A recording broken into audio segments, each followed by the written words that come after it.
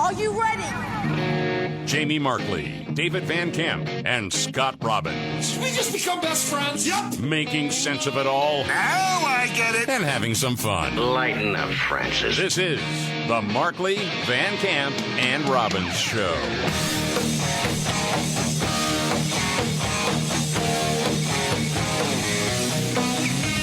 All right, let's do it. The Markley, Van Camp, and Robbins Show. I'm Jamie Markley. David Van Camp off today.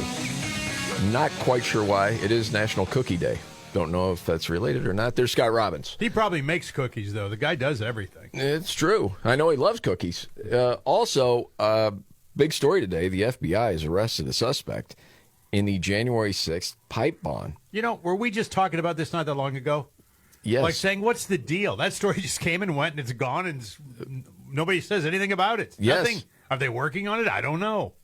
Apparently so. Yeah, I guess Someone's been arrested. Van Camp's not here. A lot of questions. That's all I'm saying. Yeah, I mean, do we know names or anything yet? Or is that Van Camp, that's all we know. You're serious? No, I'm not serious. I thought the guy. Are you joking? No, I I'm thought the just guy's playing name around. was like Van Camp. I didn't know. Oh, I was kidding because he's not here and there's been an arrest. No, like I'm joking. Ronnie Van Camp was arrested. I'm like, oh, God. No, but you know what's happening right now. Oh, I'm yeah. sorry I'm losing my voice. No. Everybody's wondering, oh, my gosh. Is he on our side? Is he MAGA? Oh, Some people believe he's Antifa. well, Don't know. With good reason, you would believe he's Antifa, yes. But the FBI is supposed to have a big press conference coming up, so we'll get the latest on that It coming didn't take up. Kash Patel long at all, did it? Well, I mean, it's been months, but yes, in comparison to the 4 years under the Biden administration, it's nothing. No. No. I mean, they weaponized the Justice Department. I mean, that's not news to anyone paying attention, but No. it's going to be interesting to see what information we get out of this Yeah, I can't today. wait to see that.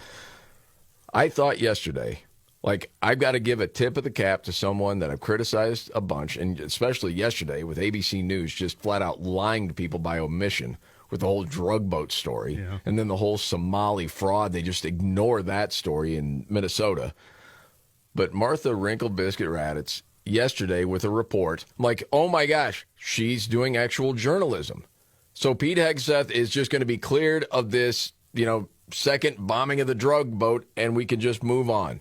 That's what I was thinking when this happened on ABC last night. And tonight, new information. According to a source familiar with the incident, the two survivors climbed back onto the boat after the initial strike. They were believed to be potentially in communication with others and salvaging some of the drugs.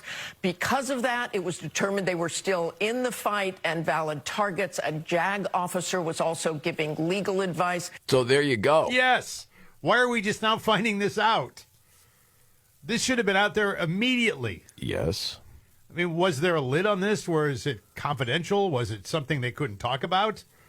I don't understand what took so long. I mean, if you know a JAG officer's there and they're communicating with other drug boats and trying to salvage what they have, this isn't two fishermen who just happen to be in the way. Would it have mattered to the Washington Post or a lot of the, TV outlets, legacy news? Would it have stopped them from reporting what they were reporting? Who knows? They wanted to build a narrative. So I'm thinking, all right, this thing, case closed, right? Well, you would think, yeah. So I'm like, okay, since she did the report, I'll watch Good Morning America to see how they handle this story today. And here we go. Now to the growing scrutiny for Defense Secretary Pete Hegseth and new details emerging about the second strike on an alleged drug boat that lawmakers and legal experts from both parties have called a potential war crime. Missions commander set to testify in Capitol Hill, Chief Global Affairs anchor Martha Raditz. And here we go. All right, Martha, clear him out Good morning, here. George. Admiral Mitch Bradley will be behind closed doors. Yes. Secretary Hegseth said Bradley made the decision to launch a second strike on the boat, which Hegseth claims is legal, but he is not the one who will ultimately decide that. Okay. So if we're just to play this game together, we could play it this way. How will they frame this story now to make Pete Hegseth look as bad as possible? Because that's the target. Well, I think one of the things they'll say is he kicked one of his own to the curb by saying it wasn't my decision, it was his decision.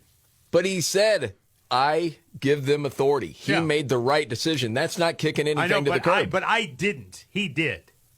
And you're right. That's one of the things that happens. This morning on Capitol Hill, Admiral Frank Mitch Bradley will be in the hot seat as furor over the administration's boat strikes in the Caribbean intensify.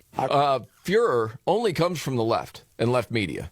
That's the only place the furor is coming from. It's manufactured. That's just part of their game. Rand Paul. Absolutely illegal. I want to hear the truth. 1 strike, 2 strikes, 3 strikes? How many people in the water? And this morning, new details about that September 2nd operation that has some accusing the administration of war crimes. Of course, got to put that out there The again. suspected drug boat is seen here being hit by a U.S. airstrike. Shortly afterward, sources say 2 survivors were seen climbing back onto the boat. It's against the laws of war to strike shipwrecked survivors. Time out. Climbing back onto the boat. What does that tell you? The boat is not blown completely up. Which is surprising in of itself, yes. It is. That there was enough of the boat left for them to climb into. Yeah. But if the mission is to destroy the boat, yes. then the mission's not complete. No. So obviously there's going to be a second strike. And this is not a complex legal theory. This is not a gray area. The manual addresses this exact situation with crystal clarity. No. Orders to fire upon the shipwrecked are clearly illegal. But this You're not talking about what the mission was. potentially in communication with others in the area and attempting to salvage some of the drugs that had been in the boat's cargo. Yeah. Because other vessels were in the area, sources say, they were determined to be, quote, still in the fight and considered a valid target. ABC's Selena Wang asked President Trump if he will release video of the second strike. I don't know what they have, but whatever they have, we'd certainly release. No problem. Yeah. Defense Secretary Pete Hegseth, who oversees the operations, says he personally didn't see any survivors or the second strike, but calls the decision to strike twice Admiral Bradley's call. He sunk the boat, and eliminated the threat. And he was the right call. We have his back. Yes. But this morning, Hegseth is facing backlash. I don't like the Secretary of Defense blaming on a military commander. These commands came from him, and I think the buck stops with him. Hey, Rand Paul, this is why you're a pain in the neck most of the time. Sometimes you're doing good stuff, and other times just a pain. He laid out exactly what happened. I don't like him. How is he passing the buck? He's telling you what happened, where the chain of command is. And it was his call to make. Period. I think the passing the buck thing does come from the fact, though, that he's like he didn't make the call. He was advised on it. Made the call to someone else who actually made the call. Who is there? Does that make sense? I don't when know. you're in the field, you have to make the call at the time. It's parsing. I get that, but that's what he does. Gosh, that's what he does. That's what Massey does. That's what these again, guys do. I keep thinking. I just saw another number today. 60% of Americans, as far as bombing the drug boats, yep, thumbs up, do it. Well, fine. Outside of media and the left, with this story that they keep trying to keep alive somehow, some way, do people care that much about these two? They went kaboom. To me, I don't think so. But then there's another way to go after Pete Hegseth. Now, lawmakers will have more questions for Hegseth after a new Pentagon watchdog report concluded he risked endangering U.S. troops when he relayed sensitive information about military strikes in Yemen over the commercial messaging app Signal. Oh, the timing of this Pentagon watchdog group just happens to come out with this now. Yes. Are we back on this again? And, dude, I'll just save you the time because we've spent enough time on it already. It just goes on for another minute and a half going down that road because they want him out, and I don't think it's going to happen. I'd be shocked if he ends up leaving.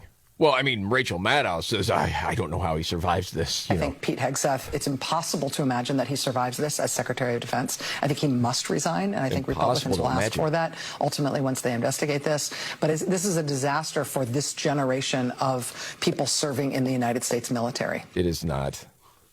It's record numbers of people enlisting, you dope. Hyperbole all the time with these people. Yeah, and everything someone is shocking. that's consistently demanding wrong. And proven wrong again and again and again, still out with the hot takes. Whatever, that's fine. You know who was all about going after the narco terrorists and going right where they are? That would be one Joe Biden in 1989. I was just going to say that. Joe Biden. I haven't heard this, but I'm Mays not Moore brought surprised. this out. Yeah. Holy smokes, is this gold? Listen to this. Again, Joe Biden, 1989. Every president for the past 2 decades, Democrat and Republican alike, has declared war on drugs. And each of them has lost that war and lost it miserably. They lost because... Not as much as you would in the future, though. Yeah. Big boy. But anyway, go ahead. They lost because they attempted to deal with only part of the drug problem. They lost because their initiatives were pulled apart by bureaucratic squabbling among their advisors. They lost because they always did too little and they did it too late. We don't oppose the president's plan. All we want to do is strengthen it. We don't doubt his resolve. All we want to do is stiffen it. The trouble is that the president's proposals are not big enough to deal with the problem. Okay, so he would have been talking about to stem the flow of drugs across our border. Bush Sr. at that time. Yeah. And it almost sounds to me like at that point in time that Biden was looking for a president that had a different sort of plan. I would bomb the shit out of him. Something like that. That's what it sounds like to me. But anyway, here's Joe. And we think we should go one step further. Ooh. Let's go after the drug lords where they live. Ooh. With an international strike force. There must be no safe haven for these narco-terrorists, and they must know it. We have to lock up the dealers for a long, long time, and we have to attack the source from which the drugs come. And we have to do that not a piece at a time, but all at once. Whoa! And we have to do it now. And there's not any reason why we can't do that. We have the power, we have the money, and we have the knowledge. Wow. That almost sounded presidential. I'm telling you, man. We go back to 89 on this, where Democrats actually sounded somewhat pragmatic and sane Yes. in their approach. Yes.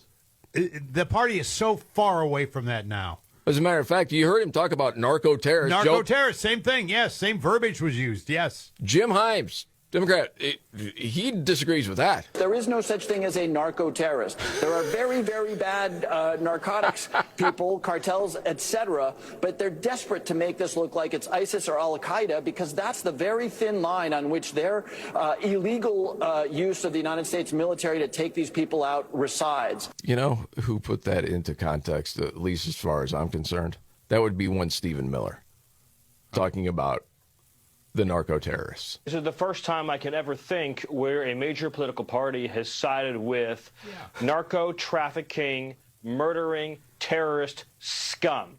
You know, you play one of those clips from a Democrat who said, oh, there's no such thing as a narco-terrorist. They're just narco-persons.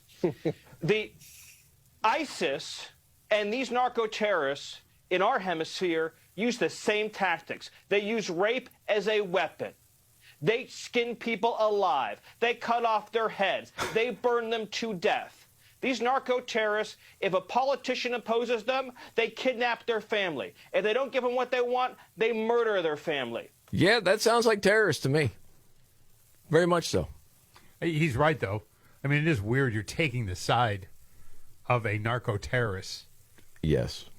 It's wild. It doesn't make any sense to me, but they do it, and they do it quite frequently. And by the way, to some it is actually is the way they think. They switch that around. Here we are, you know.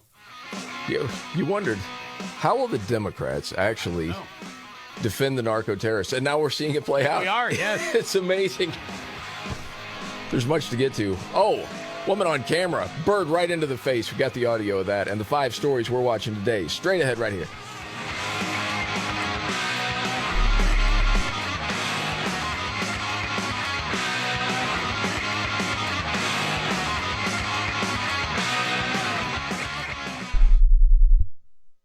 Nothing beats seeing that Omaha Steaks cooler show up on your porch. It's hands down the perfect holiday gift. Right now, they've got their Sizzle All the Way sale going on, 50% off everything at omahasteaks.com. And if you use our promo code Markley at checkout, you'll get an extra $35 off. I'm a huge fan of all of their steaks. The filet mignon is my absolute favorite. It's awesome on the grill. I always get that perfect crust on the outside, and the inside stays nice and juicy. And, well, in my case, I like it basically still mooing. And I can do that very easily with Omaha Steaks. Ordering super easy, too. And if you place your order by 6 p.m. Eastern, it ships the same day. Save big on gourmet gifts and more holiday favorites with Omaha Steaks. Just visit omahasteaks.com for 50% off site-wide during their Sizzle All the Way sale. And for an extra $35 off, use promo code MARKLEY, M-A-R-K-L-E-Y, at checkout. Terms apply. See the site for details. That's omahasteaks.com, code MARKLEY. All right, folks, let's face it. It's that time of year again. Holiday parties, tailgates, family gatherings, and somehow your plate is piled higher than a Dagwood. Heavy meals, desserts, booze. Your liver's basically sending an SOS signal right about now. Help! Feeling sluggish, bloated, digestion all over the map? Yeah, that's your liver waving the white flag. Well, in addition to moderation, Active Liver from New Nordic can help. It's packed with all sorts of stuff. Turmeric, milk thistle, globe artichoke extract, all natural stuff designed to help your liver clear out the toxins from alcohol, rich foods, and sweets. Think of it as giving your liver a little vacation while you're keeping up with the holiday craziness. Grab Active Liver online at Amazon, at Vitacost.com, iHerb.com, or hit up CVS, Meijer, or ShopRite. It's available in easy-to-take tablets or delicious gummies. Get your energy up, digestion sorted out, and you're ready to crush the holiday season without missing a beat. Active Liver from New Nordic.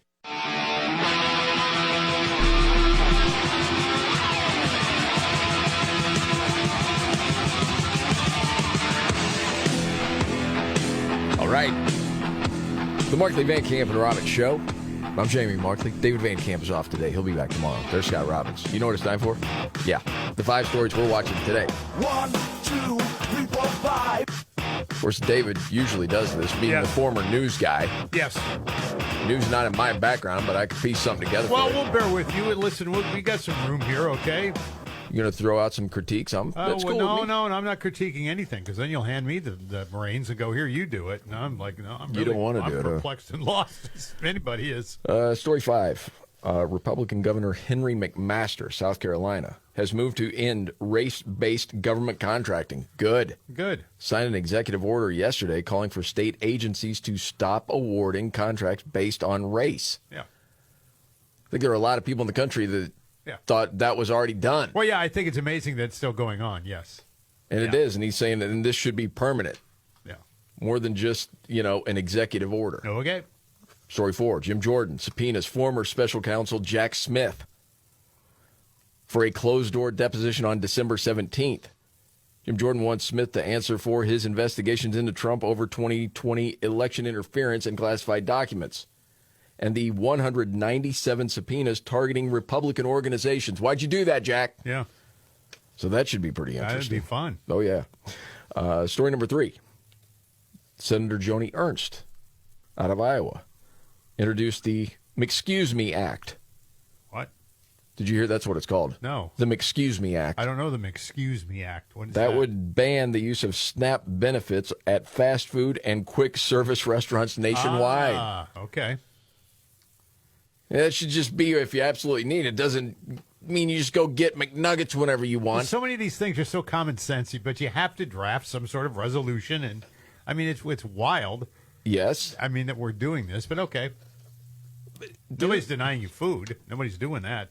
No. But they're just saying, hey, listen, this is not a right. This is a privilege. Right. Yeah. I mean, I don't even know if most people in the country know that people can just go to McDonald's and use their SNAP. I didn't know you could. I always thought that was out of bounds. But Excuse me. Excuse me. I like it. Yes. Story number 2, Minnesota COVID relief fraud scandal expands again. Wow. Federal prosecutors have charged Tony Terrell Robinson, a 41-year-old Minneapolis man, with wire fraud and conspiracy in a scheme that siphoned roughly, check it, $1 million from COVID relief funds. He's the operations director at the nonprofit Encouraging Leaders. Allegedly filed fake grant applications claiming to run mentoring and community programs in North Minneapolis that never happened. And his boss, Tezeri El Amin Champion, has already been sentenced to 7 years in prison for this. They all got names for these organizations, too. And they all sound good, don't they? They do, yeah. feeding our people. And story one, Afghan evacuee in Virginia, charged with supporting ISIS-K. That's John Shah Safi, who's 26. Are you surprised? No. How many more are in the country? Oh, gosh, lots. Yeah. This is the Markley, Van Camp, and Robbins Show. So those are the 5 stories that we're watching, among other things today. So many surprises in those things. Every time David reads them or you read them or whatever, I'm like, what? Really? That's happening? You know? I know, because it doesn't get the big headlines, but it's still... This Minnesota thing is... It offends every bone in my body. That the amount It's so of fraud... offensive, yes. And how do you lose track of nearly $1 billion? Well, all these spending... That was part of the whole COVID thing. There was so much corruption going on. But then these different Somali communities using autism? Right.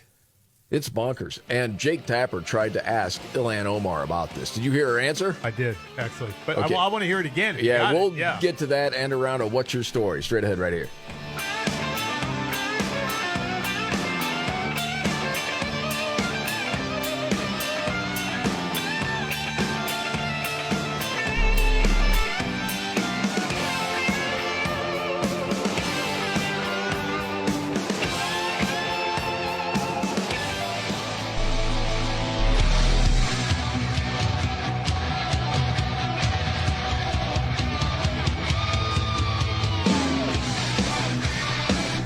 All right. The Markley, Van Camp, and Robbins Show. I'm Jamie Markley, the Gen Xer. David Van Camp, the millennial, is out today, back tomorrow. Scott Robbins, he's a sexy boomer. Yo, that man. song right there is my most listened to of the year. Is this the Dirty Honey song? No, just that song. That song. What is that song? That is Rock and Roll Party Cowboy by The Darkness. It's one of the funniest songs I've ever heard. Rock and Roll Party Cowboy. Yeah. Like it. Yeah, it's a lot of fun. Yeah, we did this whole thing yesterday because it's the year-end music review, and you get it on your iTunes or Spotify, however you listen to your tunes. Mm-hmm. And you were shocked to find out that Kenny Loggins is your number one artist. I still don't understand that because I don't listen to him that much. I mean, I guess I don't know how it tabulates that stuff. I don't You're know. saying that... I'm not saying I don't listen to him. lying. I do. I mean, I do listen to him. But Are you embarrassed by it? no, I'm not embarrassed. It sounds like you are because you're denying Totally that it not. happens. I'm just saying that was strange, considering what I think I listen to the most.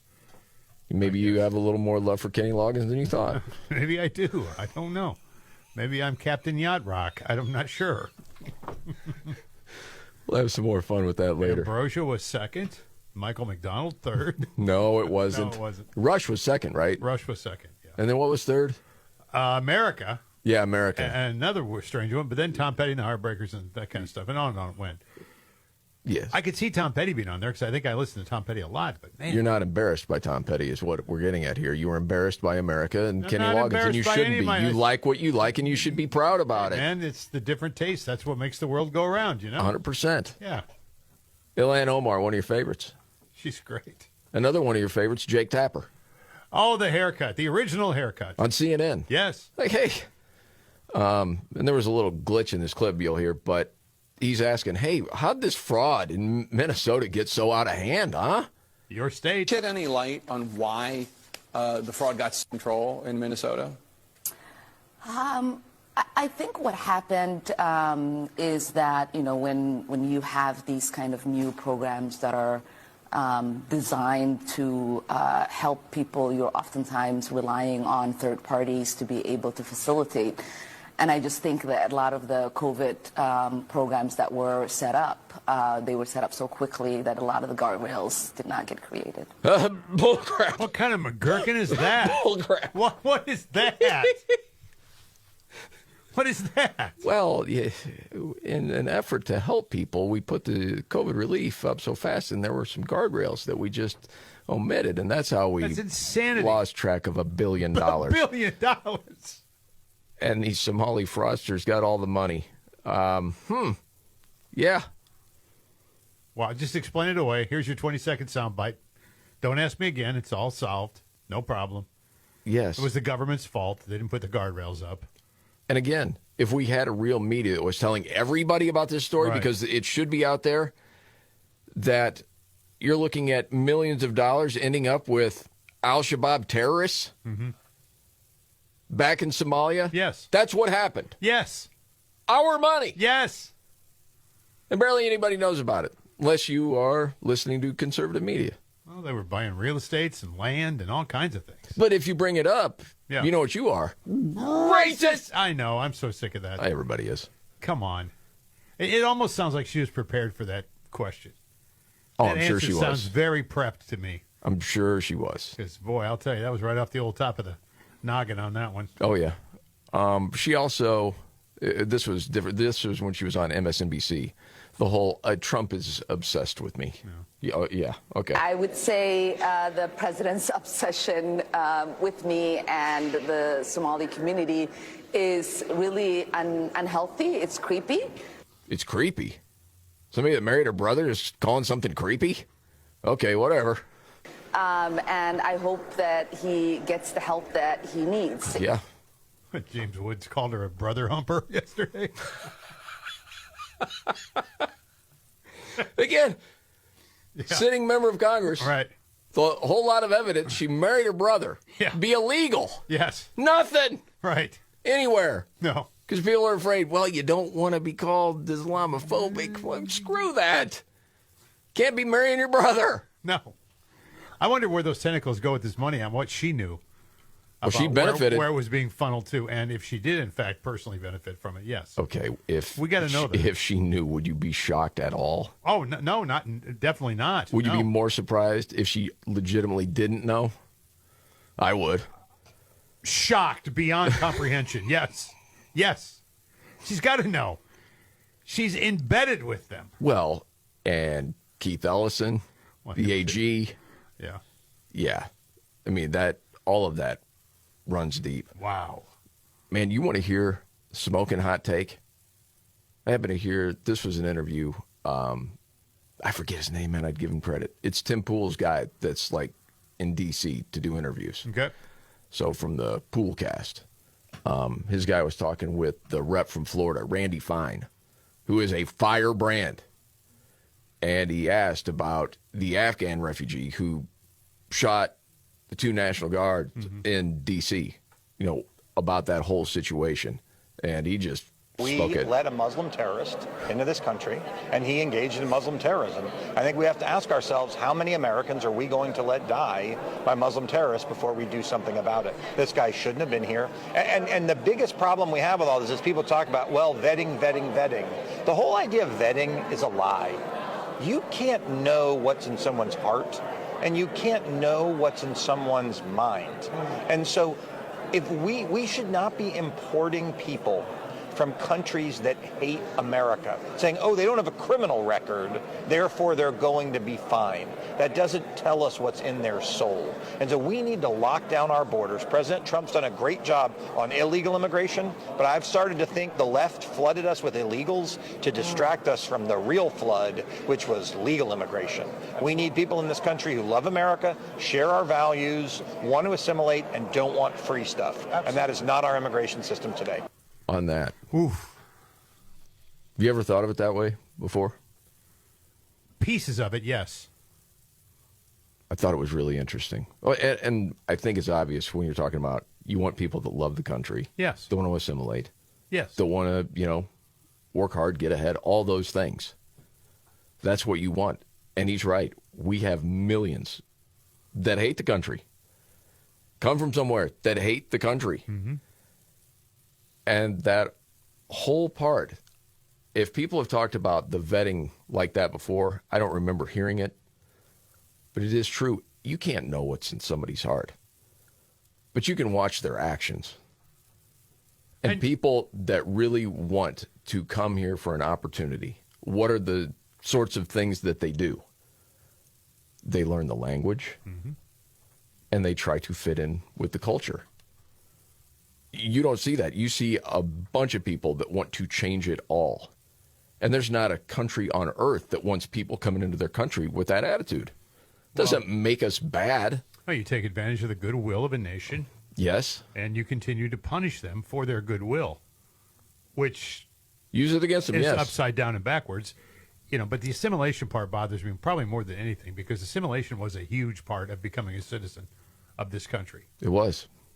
And there's no other country in the world you can go to and not assimilate somehow. Maybe Great Britain now, where you could be your own person. do whatever you want. Well, yeah, and that's why the UK is It's falling the way it falling is. apart. Absolutely brutal. All right, it's that time. We do it a couple of times a day. We go around the table. It may not be the biggest story out there, but it caught your attention. Scotty, what's your story today? This is one of those stories I read. I went, do I do this story or not? But I'm going to do this story. All right. Black Friday was a big, shopping day around America. Yeah. A lot of people hitting the stores. A lot of people gather as families and go out and do it themselves. And so why wouldn't the former First Lady also take advantage and go out and do a little shopping on Black Friday? She did. Oh, boy. Yep. Yeah. And I guess we know some things about her now maybe we didn't know before. Mm-hmm. She was shopping for lingerie. I saw photos. Yes, sir. Not of her in lingerie. No, I was spared not of that. her in No, lingerie, but in the store. Shopping for lingerie in the store. Mm-hmm. She was spotted shopping in downtown Nantucket. This was over the holiday weekend. Lady Bird Lingerie is the name of this place. It's a tiny little boutique, they say. It features some really nice garments that are both, quoting now, this is their sales pitch, pleasing to the eyes as well as the body wearing them. So even though Joe's 83, there may be some fire left in that furnace after all. I want to know how you were going to end that story. Yeah, there you go. Buddy. For my story, you're doing live TV. It can be tough. Oh, gosh, yeah. You've seen it happen with, Yes. well, we've had friends, different live shots. If somebody's yelling something, you got to try to keep a straight face. I mean, that's the least of it sometimes. Yes. This was New Zealand. A reporter doing this outdoor segment is struck by a bird during the segment. Oh, gosh. Oh, yeah, you can hear it. I mean, hung in there, but... Wardrobe is going to be short-lived. Yeah.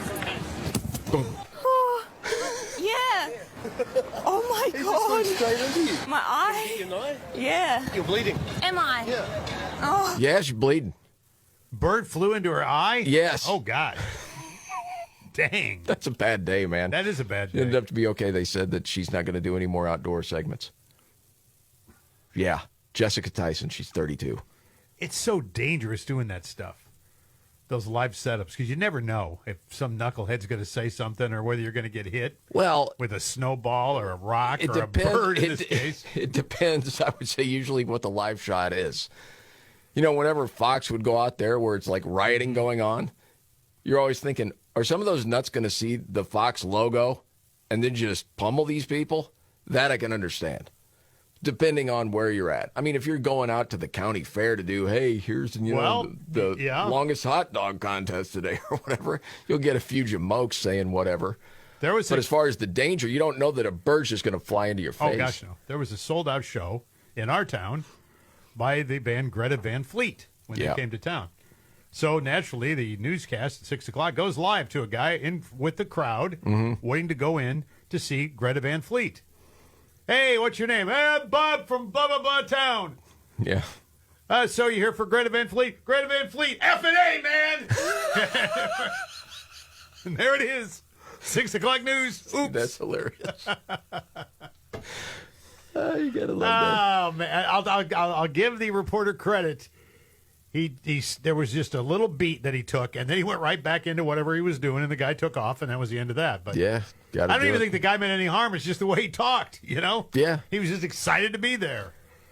I got to hear this woman again with the bird when it hits. And the noise she makes, it was kind of sad. Yeah. Oh my God. Straight into you. My eye. Oh, yeah. Great, you're bleeding. Am I? Yeah. Oh. I didn't plan on bleeding from the eyeball from this live hit. All right, we got to get to a news update. And Nimrod's in the news in just a few right here.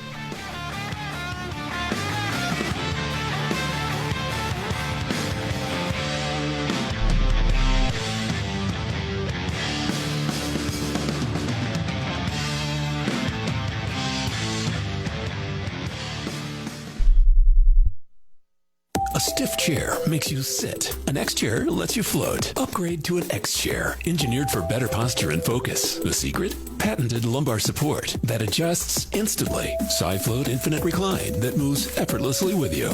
X chair is next level ergonomic seating that truly floats. Right now, you can save up to 50% with the X Chair holiday sale. Supplies are limited, so visit xchair.com today for up to 50% off. That's xchair.com. Texting privacy policy and terms and conditions posted at radiodirect.com/privacy. Texting enrolls for recurring automated text marketing messages. Message and data rates may apply. Reply stop to opt out. Text help for help. Consult a doctor prior to use. Wow, you look amazing. What have you been doing? You've heard of Ozempic, Wegovy, and the other GLP-1 medications that are all over the news, right? Well, I found this great company called Zelfie, and if you qualify, you can get medications like Ozempic and Wegovy and other GLP-1s at 80 to 90% savings without insurance, all 100% online. Wait, I can get GLP-1 medications for 80 to 90% less and do it all online? No long wait at the doctor's office or pharmacy? Yes, Zelfie can provide semaglutide and tirzepatide, the active ingredients in Ozempic and other expensive GLP-1s, for 80 to 90% less and shipped direct to your door. Amazing. How do I get started? Just send them a text. Text MORE to 797979 to get started today with Zelfie. Get the same active ingredients in Wegovy or Ozempic for 80 to 90% less, 100% online. Don't wait. Text MORE to 797979 right now for your exclusive offer. Text MORE to 797979. That's MORE to 797979. Welcome back to Winter Hack Radio, the place for clever hacks to survive the season. Icy driveway? Well, try spreading sand or birdseed to help with traction. Snowy puppy paws? Well, grab a whisk, brush it off, done. Catch COVID-19? Well, just get... Actually, there's no hack for COVID-19. But if you test positive, prescription medications for COVID exist. Ask your doctor if they're right for you. Visit PfizerForAll.com to learn more. Sponsored by Pfizer.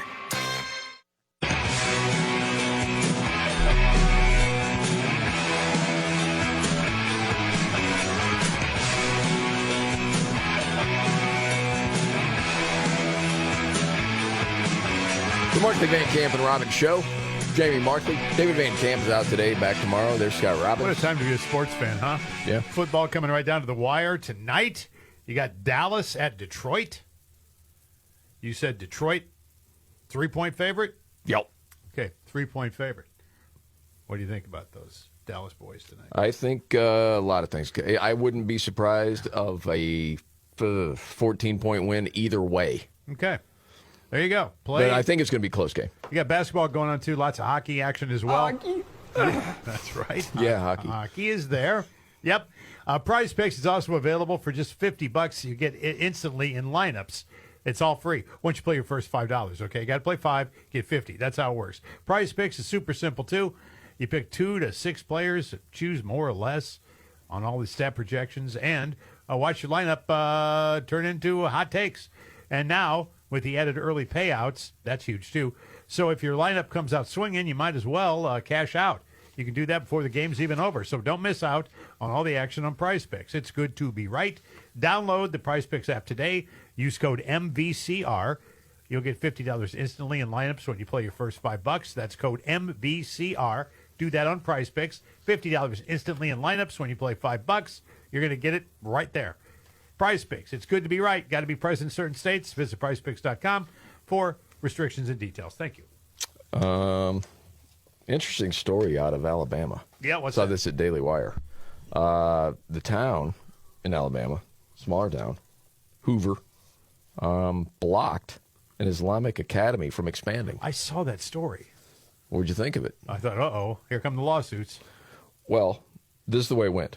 The Hoover Planning and Zoning Commission voted 7-0 to deny rezoning the property on Corporate Drive from office use to accommodate the Islamic Academy of Alabama, citing concerns about traffic congestion, adherence to long-term city development plans, and the precedent such a zoning change might set. Okay. So, of course, it was a packed house there, emotionally charged, as they say. Sure.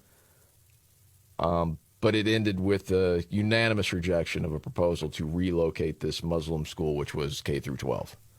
It's going to hurt him with the transfer portal, too. Boy, that's tough. Yeah, now that they got no place to go. Yeah. So as the story reads, the potential move has sparked both practical and cultural debate in the community. Several residents insisted their opposition stemmed from the clogged roads. Hey, it's nothing else. It's just the clogged roads. Do you believe that? No. I mean, we're not there. We don't know for sure. No, but it may very well be part of the problem, yes. Yes. One resident said, it's not about religion, it's about traffic. But some attendees held signs warning of an Islamic 100-year plan and comparing Hoover's future to Dearborn, Michigan. And I think, is that a concern? Well, no, I mean, you got good reason to feel that way, don't you? Yes. Last speaker read a prepared statement in which she said Muslims had implemented a long-term cultural takeover in Britain. You had people in the meeting, they were applauding. Now the commission chairman interrupted to say that what she was saying was not germane to the discussion. It's not. Well, sure it is. No, I think that's what people are thinking. Yeah, I'm sure it is. It's She's just germane saying to it. the discussion, yes. Yes. All right. We're running out of time. We got to get to Nimrods. Here we go. When the going gets tough. Damn it, this is too hard. The dumb get dumber. All right, Ian. It's Nimrods in the News on the Markley, Van Camp, and Robbins Show. I love the poorly educated. All right. Nimrods in the news, and they're still looking for these Nimrods in Philadelphia. Police are searching for some thieves. What did they do? They stole personal items, equipment, and a vehicle from firefighters while they were busy battling a deadly blaze. Oh, gosh. They're like, oh, Scumbags. firefighters are there. We can go steal all their stuff. Man. You for a public caning if they're caught? Oh, yeah. Absolutely, 100%, and that's Nimrods in the news.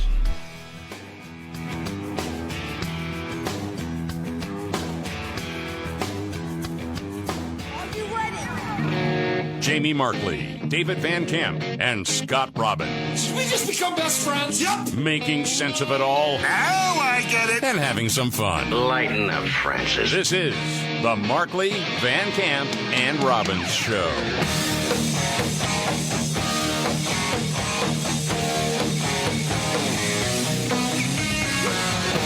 The Markley, Van Camp, and Robbins Show. Jamie Markley, David Van Camp. He's out today, back tomorrow. There's Scott Robbins. Yep. Well, one of the big stories, at least from legacy media this week, has been the blowing up of drug boats, especially the one where it was a second explosive boom on the boat. Well, there because were you had a couple of allegedly people two survivors, right? that were hanging on to the boat Yeah, trying to get back in the boat. and trying to rescue drugs, and at least what we're told, could have been on the phone with some of the narco terrorists who's saying, come get us, and the drugs. So again, if the mission was to take out the boat was still intact, there's going to be a second strike. Yeah. But media and the left act like a second strike is beyond the pale. And Pete Hegseth should resign immediately because that's really what they want. Yep. And then Trump, he just puts, fuel on the fire. Yeah, we're going land next, by the way. Very soon we're going to start doing it on land, because we know every route, we know every house, we know where they manufacture this crap, we know where they put it all together. Yeah, saying this is a real war on drugs, basically. Not playing around. Here's the thing. This is the first time in my lifetime. I mean, the war on drugs was declared a long, long time ago.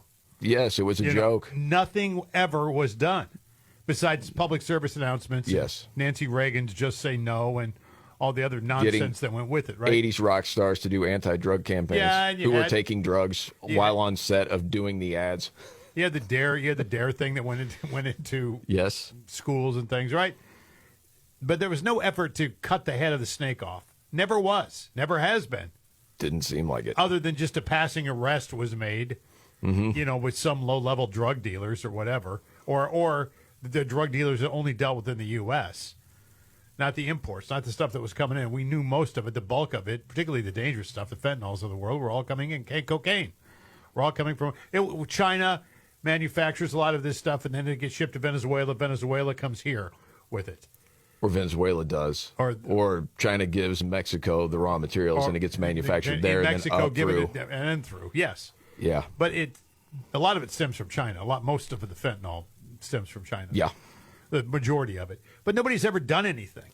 They've talked about it. They've yapped about it. They've screamed about it. They've lectured about it. They've done all these things, and never anybody has tried to cut the head of the snake off or go after the people who are actually delivering the drugs. This president's done that. What's and it funny will continue to do that. Is you got people on the left saying, why don't we just do it the way we used to do it? Well, because it wasn't working. Well, it doesn't work. No. Rachel Maddow. Why isn't it possible to just interdict them the way that we do with the Coast Guard, where you go and take the drugs and then put those people on trial and investigate and then follow the drugs to their source of origin and then take care of it there? Like, none of this makes any sense. It makes 100% sense. That doesn't make any sense. What No. you just said, it's so naive and weird, and you know she's not that naive. Again, this is Pete Hegseth is Trump's person. That's why this is going on. Yes. It's the only reason this is going. Pete Hegseth could be anybody right now. Well, that was appointed by Trump. Isn't it in every meeting room at any company across the United States? If someone goes in and says, well, we should do it this way because we've always done it this way. Yeah. You're like, no. We're losing. You understand that? That's why would you coaches keep get doing that? fired. Yes. You got to change it up. Yes. And then what? Jack Reed? that guy. Oh, here we go with him. That Democrat? Yeah.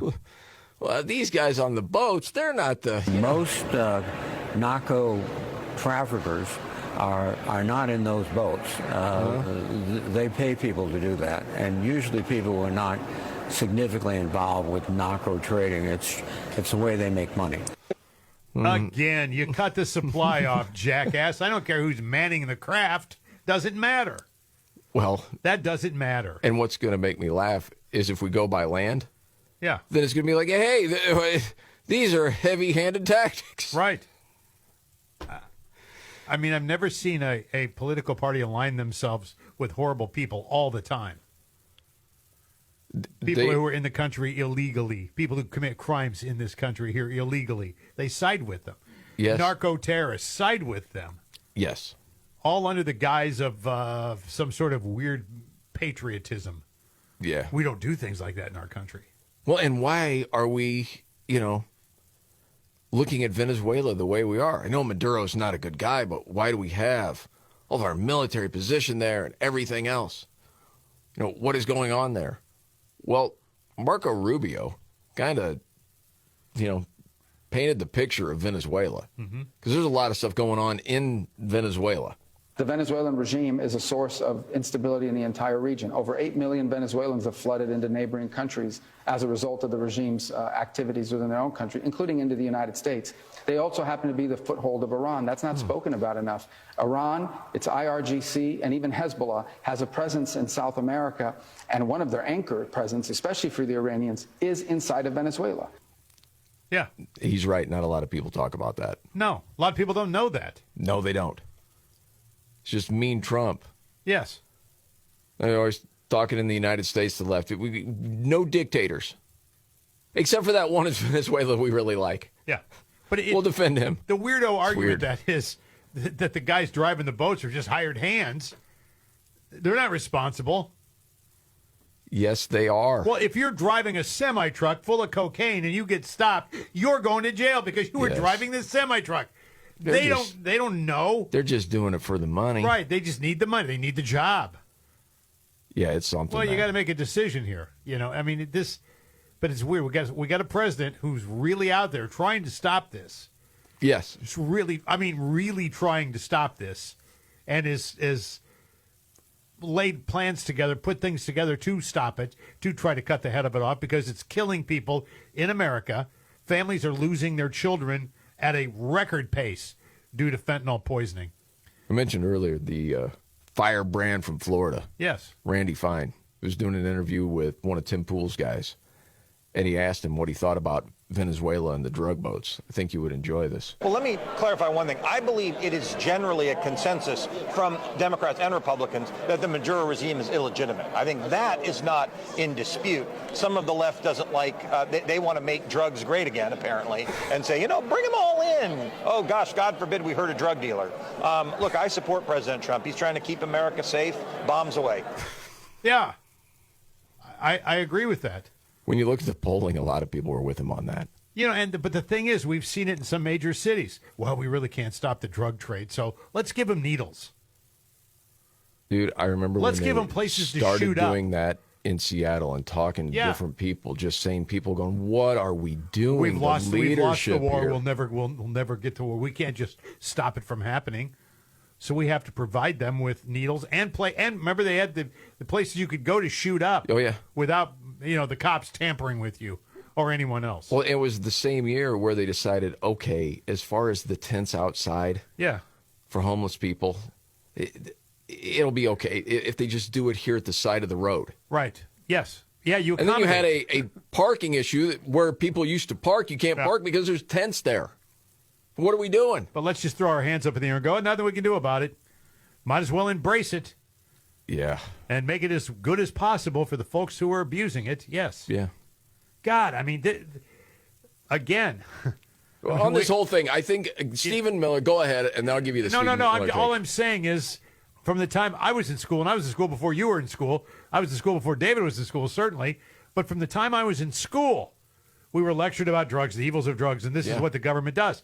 This is their program to get you to not do it, right? Yes. Now, of course, when you're in 4th grade, that's not what you're thinking about. When you're in sophomore in high school, you might be thinking about it. Mm-hmm. You know, and all these things are happening, but nobody did anything. That's where they stopped it right there. That's it. No more.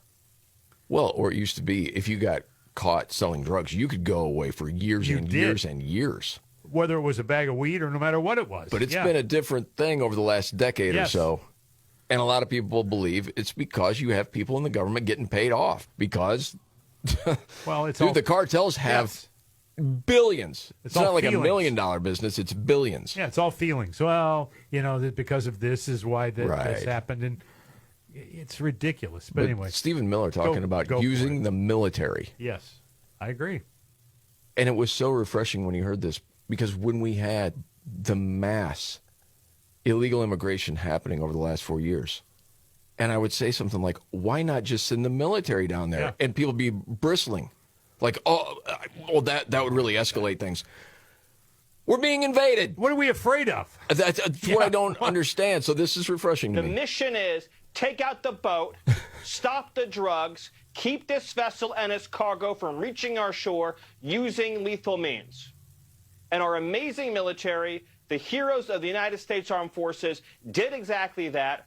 President Trump, Secretary Hegseth, and this entire government are committed to finally using our military to defend our people, our borders, our family, our culture, our history, our heritage, to defend the United States. Yeah. We're not going off, running around the Middle East trying to build democracies in caves and deserts and in distant sands that have never known democracy. We're using the military to protect American security, American prosperity, American lives right here where we live. Yeah. Yeah. That is refreshing to There a you lot go. of people. 100%. You probably already know this, just in case. Call this a public service announcement.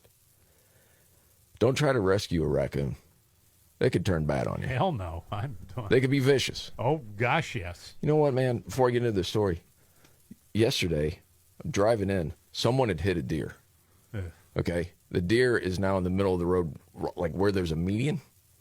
And it's moving a little, but you know it doesn't have a ton of time. Yeah. Now, there were 2 cars maybe 30 to 50 yards ahead of where the deer is, okay? Both with the flashers on. 2 ladies have walked across this highway and are now walking toward, and I'm in the passing lane. So I see the deer, and I see these women. Dude, there's barely any room to walk. Oh, gosh. And I'm like, what are you doing? They're going to walk up to that deer. There's a lot of bad things that can happen. Yeah, many, many bad things. Yes. You're best to just call it in. Yes. And I was thinking to myself, are they going to try to save that deer? Is that what they're thinking? I don't know what they're thinking. Well, probably. Well, go to this story.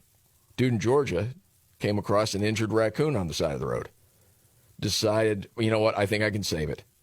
I am going to wrap this raccoon in my coat, and I'll hold it, and I'll drive it to this nature center I know of. They could save it. Well, I don't know if the raccoon just looked cute to him or whatever. That's what some people suspect. The raccoon did not want to be driven around. The raccoon had bit the man then on his face and hands. It started being like, ah. God. He's driving like with it in his coat against his chest. The raccoon's not having it. You think the term wild animal is an opinion? It's not. It's a wild animal. So he, according to the story, gave it some space, managed to wrap it in a blanket and duct tape, and then continued driving. Oh, gosh. He gets to the nature center, The staff put the raccoon in a kennel and then sent it to a vet. They forcefully insisted, dude, you got to go to the hospital. Oh, yeah. Okay, get checked out. He finally agreed. Guess what? Rabies. Raccoon had rabies. God. Immediately euthanized. So the man's going through all of this for absolutely nothing. You don't do that. No, man. You can't do. Those are the meanest. They are so mean. Unbelievably mean. You had to run in with one in a garbage can, which is a great story. Man, I hope we have time to I've had 2 relive raccoon it. stories, yeah. Yes. All right. Got to get to that. And the 5 stories we're watching today, coming right up.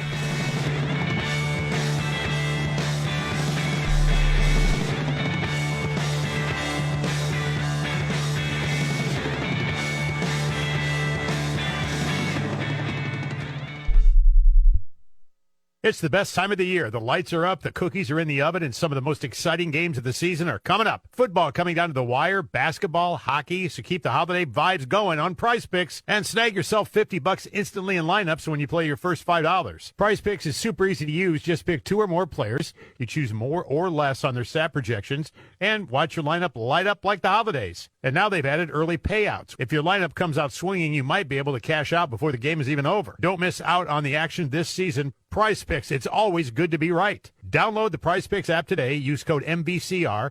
$50 instantly in lineups when you play your first $5. That's code MVCR on Prize Picks. Get $50 instantly in lineups when you play your first $5. Win or lose, you're going to get the $50 in lineups just for playing. That's guaranteed. Make sure to download that Prize Picks app today. Use code MVCR. Get $50 instantly when you play $5. Prize Picks, it's good to be right. Must be present in certain states. Visit prizepicks.com for restrictions and details.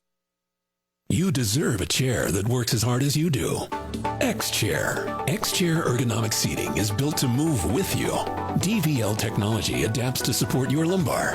SideFloat Infinite Recline lets you lean back and relax. X-Chair gives you all-day comfort and productivity. Save up to 50% during the X-Chair holiday sale. But hurry, inventory is limited. Visit xchair.com and save up to 50% today. That's xchair.com. At Bank of America, we're proud that more than 20,000 veterans and people with military backgrounds have joined our ranks since 2015. Now we're committed to adding 10,000 more over the next 5 years. By helping veterans achieve their career goals, we're moving from appreciation to action, and together helping expand economic opportunity across America. Visit bankofamerica.com/great place to work. What would you like the power to do? Bank of America, proud to be an equal opportunity employer.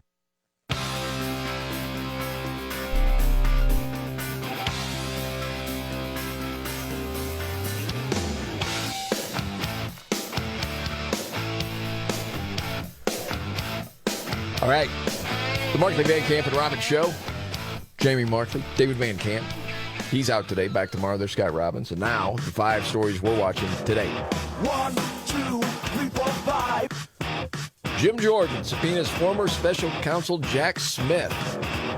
The House Judiciary Chair subpoenaed the former counsel for a closed-door deposition on December 17th. Yep. Jordan wants Smith to answer for his investigations into Trump over 2020 election interference and classified documents, and 197 subpoenas targeting Republican organizations, and the seizure of phone records from at least 9 GOP lawmakers. What's that all about? Well, we need to find out, don't we? Seems like it was all weaponized there. Yes. Story number 4.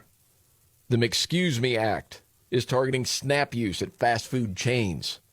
Jody Ernst from Iowa. You brought up a good point. We talked about this earlier. I mean, who knew you could use them at McDonald's? A lot of people didn't know that. I never knew that. This would ban the use. Yeah. And quick service restaurants nationwide. I assumed you couldn't.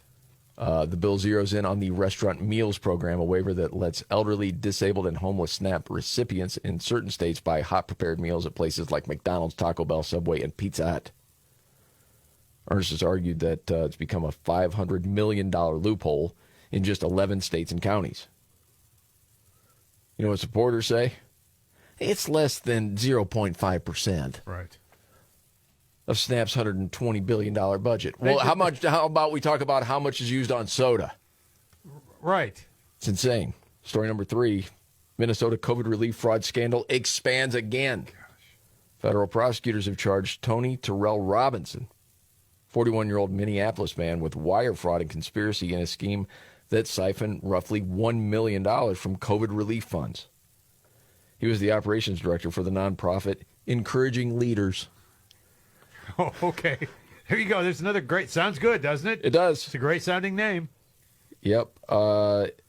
Filed fake grant applications claiming to run mentoring and community programs. You just say, hey, good community programs. Yeah. Feel like, oh, okay, that's probably some do-gooder stuff. No, that's just a way for them to make some money through fraud. Story 2, an Afghan evacuee in Virginia charged with supporting ISIS-K. ICE agents arrested Jean Shah Safi, a 26-year-old Afghan national, on federal charges of providing materials to support ISIS-K. He had entered the country in 2021 as part of the Biden evacuation. Jeez. Christy Noem said there's more we got to get to. And story number 1, Venezuela resumes deportation flights under pressure from Trump. They have agreed to restart deportation flights from the United States because they had refused to do it. Right. Under Biden, flights averaged about 200 migrants per week. Gosh. Bring them on in, Jared. What? 200 a week. Yes. Wow. And most people in the country had no idea it was even happening. This is the Markley, Van Camp, and Robin Show. Remember, like a lot of them were coming in at 1 o'clock in the morning. Yeah, we talk about these flights. Yeah. That was a right-wing conspiracy. Golly. Yeah, so there you go. There's another disturbing story. Did you see this homeless guy in the subway in New York set on fire? He was set on fire? He was set on fire like 3 in the morning. Terrible. No. It's so bad, man. And it's weird the way the story has been covered, just the difference in coverage. Like from the failing New York Times that said, well, the victim kind of keeps changing his story. He was still burned. Okay? He's a homeless guy who got burned. Right. What? Well, it's crazy to me. All right, we got some updates to get to, and what's your story all on the way.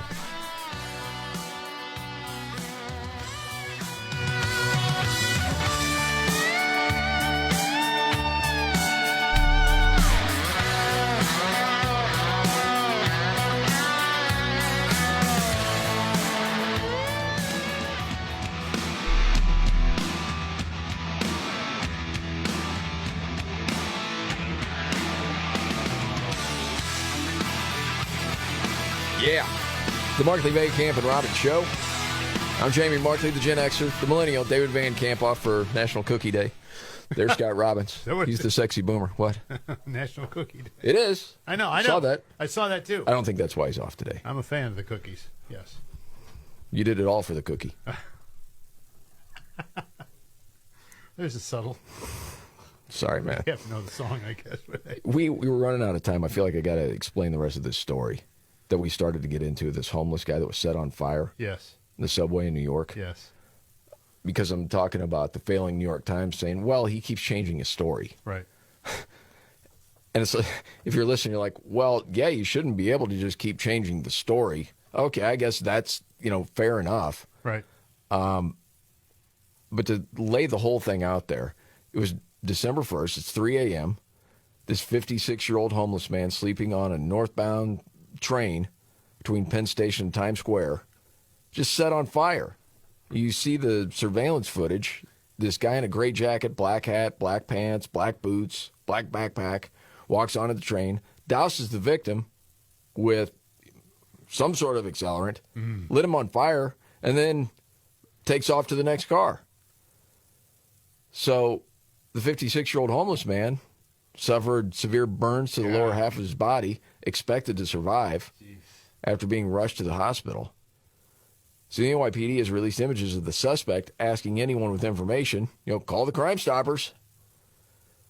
So just brutal that this could happen, right? Mm-hmm.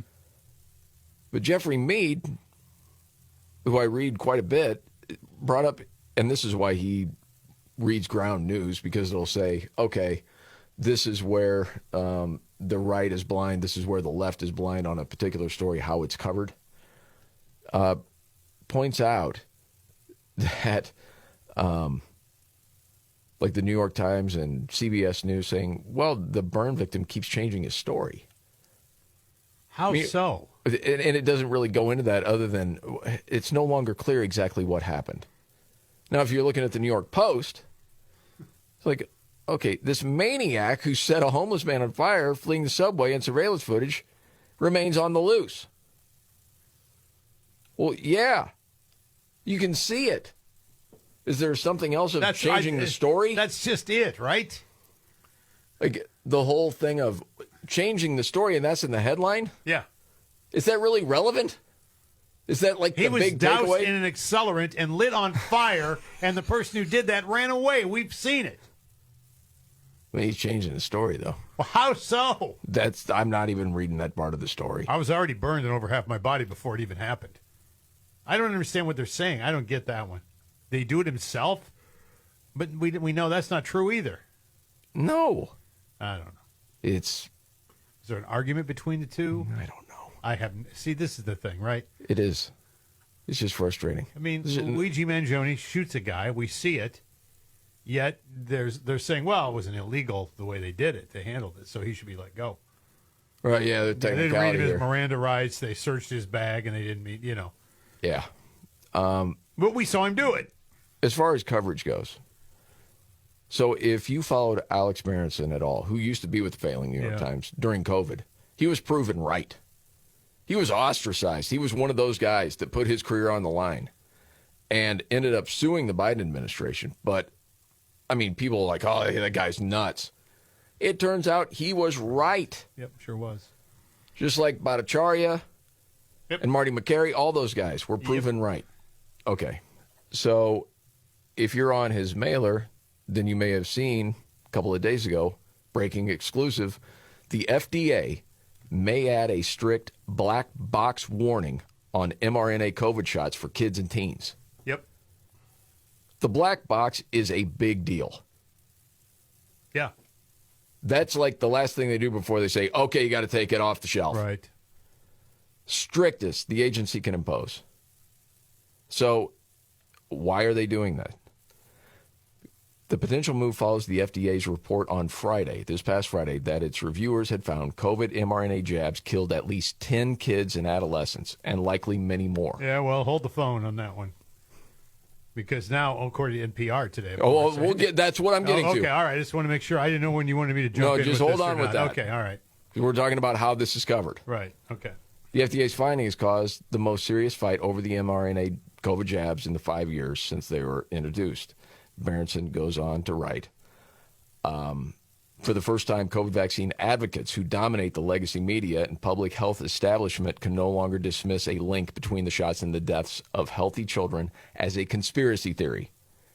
After reviewing 96 death reports, agency reviewers found that 10 were related to the shots. Dr. Vinay Prasad, the head of the FDA division that regulates vaccines, wrote in a 6-page letter on Friday, for the first time, the U.S. FDA will acknowledge that COVID-19 vaccines have killed American children. Healthy young children who face tremendously low risk of death were coerced to receive the jab. Okay. Berenson then goes on to write, studies have shown over and over that the shots do little to reduce COVID infections, much less hospitalizations or deaths in children or teens. Thus, even a small number of jab-caused deaths might mean the answer to Prasad's stunning question is yes. Now the FDA must act on its finding by strengthening its warnings on the jabs, or possibly even pulling them from the market. And depending on the age, we've seen that in a lot of other countries. Mm-hmm. So, of course, I see that, and I say to you, hey, can you see if anybody's covering this story? Right. And you bring me NPR. NPR, a couple of different sources. Okay. The Food and Drug Administration's top vaccine regulator wrote in an email to staff on Friday that the COVID-19 vaccine led to at least 10 deaths in children. But experts are now saying very skeptical of these findings because they were presented with very little, here's the word, evidence, you see. Unbelievable. And this was, by the way, not the only media source that's claiming this now. Well, this is probably bogus because there's no evidence, really. Very little evidence to back this claim up and blah, blah, blah. It's still happening, man. Wow. It's still happening. What's interesting here, too, is I just recently was at my general practitioner, little checkup from the neck up. Mm-hmm. And anyway, he's in there, and we're talking, and he said, how about the flu vaccine? I said, well, yeah. I said, he goes, yeah, I think you should probably do that. That's a pretty safe one. He goes, and, of course, there's COVID vaccine. I looked at him. I said, what? He starts smiling. I said, I'm not doing that. He goes, okay. He didn't try to talk you out. Oh, no. Now, were you at one time told you were at risk because of prior health conditions? Yes. But no longer? No. Apparently not. That's interesting. It is interesting, and it just, again, everybody did what we thought was the right thing. Yeah. I wasn't trying to make a political statement of any kind. I just thought with my history of heart disease, which I've had, and some of the other maladies that came along with my heart disease from 10 years ago, it's like I didn't want to roll the dice and take any chances, so the minute I could, I did. I thought you were advised to do it. At the time, I was by several people. Including your doctor. Medical professions, yes. That's what I thought. And all of us, the times have changed, man. Now There's that no we doubt. start to see some of the MRI, because, the medical people that I trust and I know were just basing it off what they were getting. And they were looking at the same evidence going, well, okay, well, this, looks good, whatever. And thank God for guys like McCary and people who at least sounded the alarms. Oh, yeah. On this. But now they're going to deny this. They're going to say, well, there's not lack of evidence to really prove that this is happening. There's going to be more coming out on it. Oh, absolutely is going. And there should be, by the way. Yes, and we'll see at that time how that's covered. Absolutely. But the pharmaceutical companies, they spend a lot of money on media. Oh, yeah. Gee, I wonder if that could control the message. All right, it's that time. We do it a couple of times a day. Go around the table. May not be the biggest story out there, but it caught your attention. Scotty, what's your story I've here? been following this story for a while. The football coach that disappeared, that went into the woods and just disappeared in Virginia. Yes.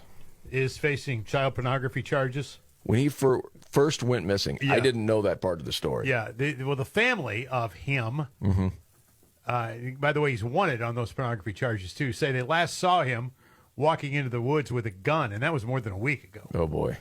Travis Turner is the guy's name, coach at Union High School, Big Stone Gap, Virginia. Last seen November the 20th, according to the state police there. ABC News is reporting that Turner's family said through an attorney that that the coach's last known contact with his family was on or about Thursday, November 20th, after he just left the residence to walk into the woods with a firearm. By the way, had nothing else, like no backpack with food or other survivable means with him, right? He's believed to have entered a heavily wooded area and also with mountains all around them. They have yet to find him yet. Missing report couldn't be taken unless it was 24 hours after the fact, which of course they did. They've been combing the area since, nothing. And, I just find it a fascinating story. This guy was like a champion football coach. So do you think he's deceased? Yes, I think he is deceased. Or it's the Great Escape? I believe he's probably deceased. That's just me. Yeah. But in those regions, and when you got the mountain range and how far he went, who knows? Yeah. Reasonably good health, reasonably young guy. I don't know. Wow. Crazy story. For my story, this has to do with a positivity influencer. You're laughing. I'm already laughing. A positivity influencer. From Australia. Okay. All right. You're thinking jerk, aren't you? Of course. Okay. Well, this story has to do with a guy near Detroit named Ed Bambus. Ed is a vet. He worked at GM, retired like 25 years ago, but then went bankrupt. Had to go back to work. He's 88 now, still working at a grocery store. Oh. No, not because he loves it. Yes. Because he has to. He has to, yeah. So this positivity influencer, Samuel Weidenhofer, he's got 2.3 million followers on Instagram, posted the video on Monday and encouraged fans, donate on GoFundMe. Within a couple of days, they pitched in over $1 million to help him retire. Yep. Just a jackass to you, though, Scott. Well, no, when you said that, I'm like, You judged him right away. I said positivity influencer. You judged him. Because I'm tired You're of like, the jackass. Influencer usually means I don't have a job.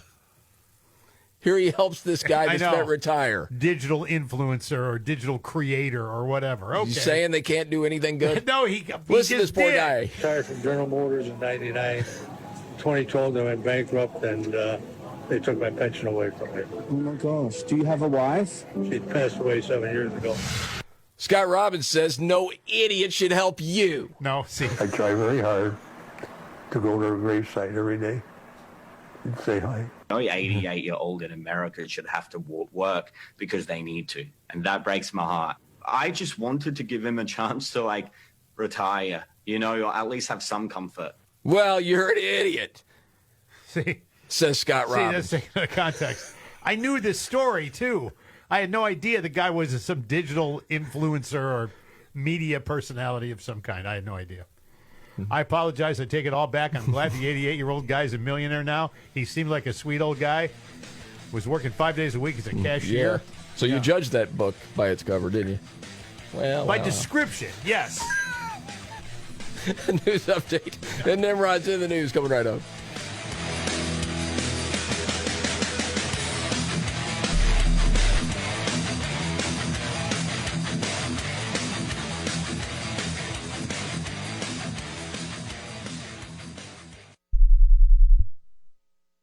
Welcome back to Winter Hack Radio, the place for clever hacks to survive the season. Icy driveway? Well, try spreading sand or birdseed to help with traction. Snowy puppy paws? Well, grab a whisk, brush it off, done. Catch COVID-19? Well, just get... Actually, there's no hack for COVID-19. But if you test positive, prescription medications for COVID exist. Ask your doctor if they're right for you. Visit PfizerForAll.com to learn more. Sponsored by Pfizer. You've got all that Christmas shopping done, right? Or maybe you're like most of us thinking, I'll just get it done next weekend until there's almost no time left. Well, it's crunch time and last-minute shopping is no fun at all. But there's an easy gift you can get without battling the crowds. It's a digital frame from Aura Frames. Yeah, my parents definitely love these. I can share photos of my two little kids. It's way better than using a shared photo album on the phone because with an Aura frame, not only is it a part of the home decor, they don't have to go rummaging around the phone to see where the pictures are. And for a limited time, you can save on the perfect gift by visiting auraframes.com to get $35 off Aura's best-selling Carbon matte frames. Named #1 by Wirecutter. Just use the promo code MVCR at checkout. That's AURA frames.com, promo code MVCR. The deal is exclusive to listeners, and frames will sell out fast, so order yours now and get it in time for the holidays. Support us by mentioning Markley, Van Camp, and Robbins at checkout. Terms and conditions apply. At Bank of America, we asked our people, how do you take ownership of your career? I'm able to grow my way by putting the priorities that I have for my career first. I thrive on being a leader who's behind the team, not in front of the team. Every few years, I'm being re-energized because I get to do something different and learn something new. See how our teammates are growing in their careers at bankofamerica.com/great place to work. What would you like the power to do? Bank of America, proud to be an equal opportunity employer.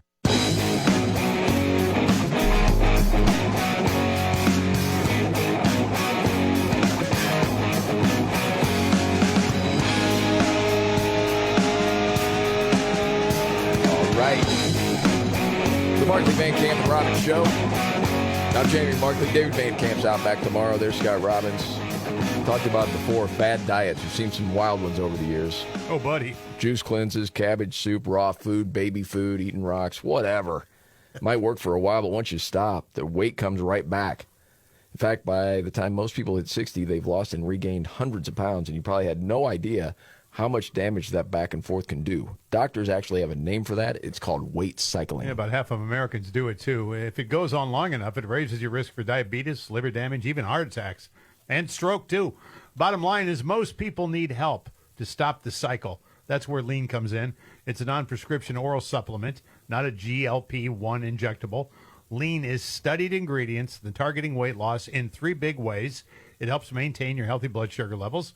It also helps control your appetite and your cravings, and it helps burn fat by converting that into energy. So that means you're more likely to keep the weight off. So if you want to lose meaningful weight and do it at a healthy pace and keep it off, add Lean to your diet and exercise routine. Get 20% off right now when you enter the code MVCR at takelean.com. That's code MVCR at takelean.com. All right. Saw this piece of polling news that a third of Trump voters say the economy is the worst they've seen. Really? That according to Politico, so consider the source. Yeah.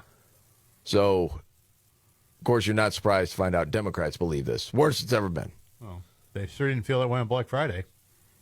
No.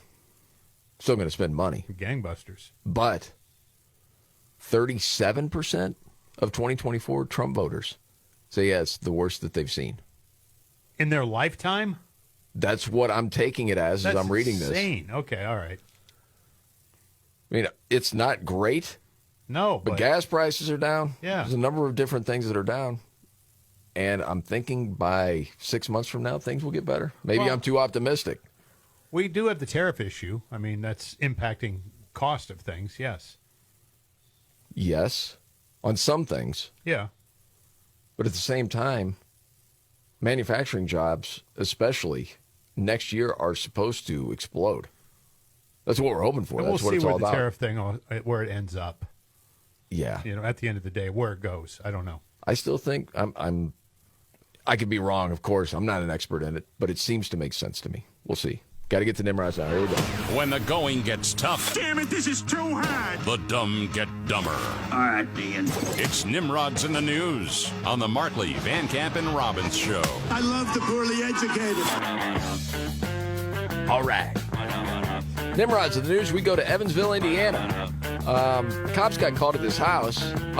This woman says, hey, this guy stole my boyfriend's gun. What? So cops get there and find out this is what happened. This 36-year-old dude, David Johnson, says to this guy he sort of knows, hey, let me see that gun. It's like, well, it's not loaded. And he goes, yeah, let me see it. Can I see the magazine? I just want to see how much it weighs. He gives him the magazine, points it at him. Yeah, you're not getting this back. Oh, God. Thankfully, they got him, and that's Nimrod's in the News. Are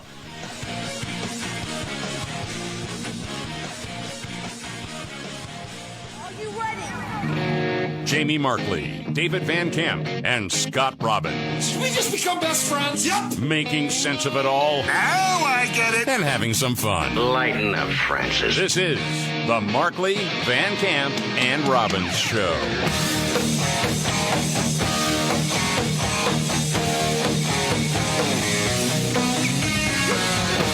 The Markley, Van Camp, and Robbins Show. I'm Jamie Markley. David Van Camp's out today, back tomorrow. There's Scott Robbins. Yep. So the January 6th pipe bomber with bombs that never went off. Been arrested. Brian Cole? Brian Cole Jr. From Virginia. Identified as the suspect and has been charged with the use of an explosive device.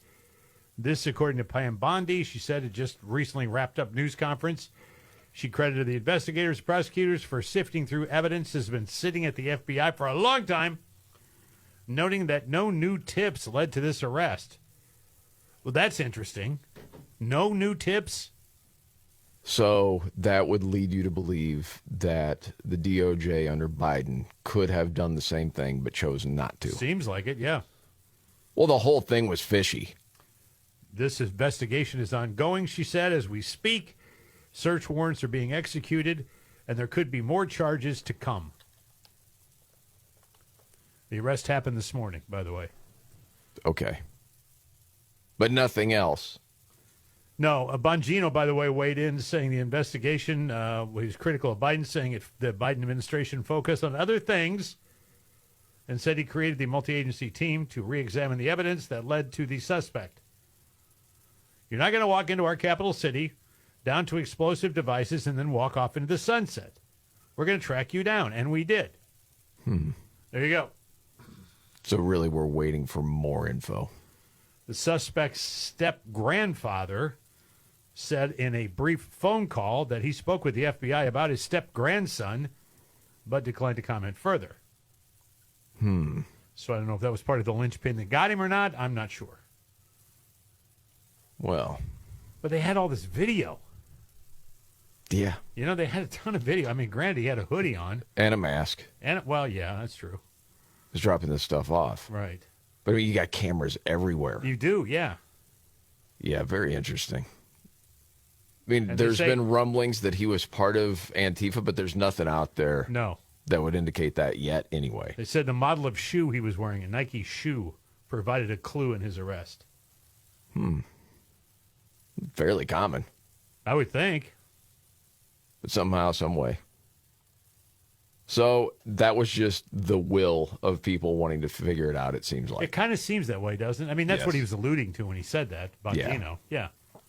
And have you heard this before? I brought it up the other day. And we'll see if it's true or not. That there are a lot of different investigations going on that you wonder, whatever happened with this? Whatever happened with that? Yeah. There's a bunch of them. Yes. That throughout 2026, we're going to hear more and more to almost dominate a news cycle leading up to the midterms. Yep. You have heard that. Yes, I have heard that. And that I don't makes know if it's sense to true. me. Well, it makes sense, right?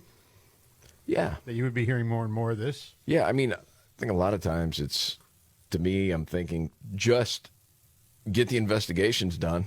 We need answers on a number of different things.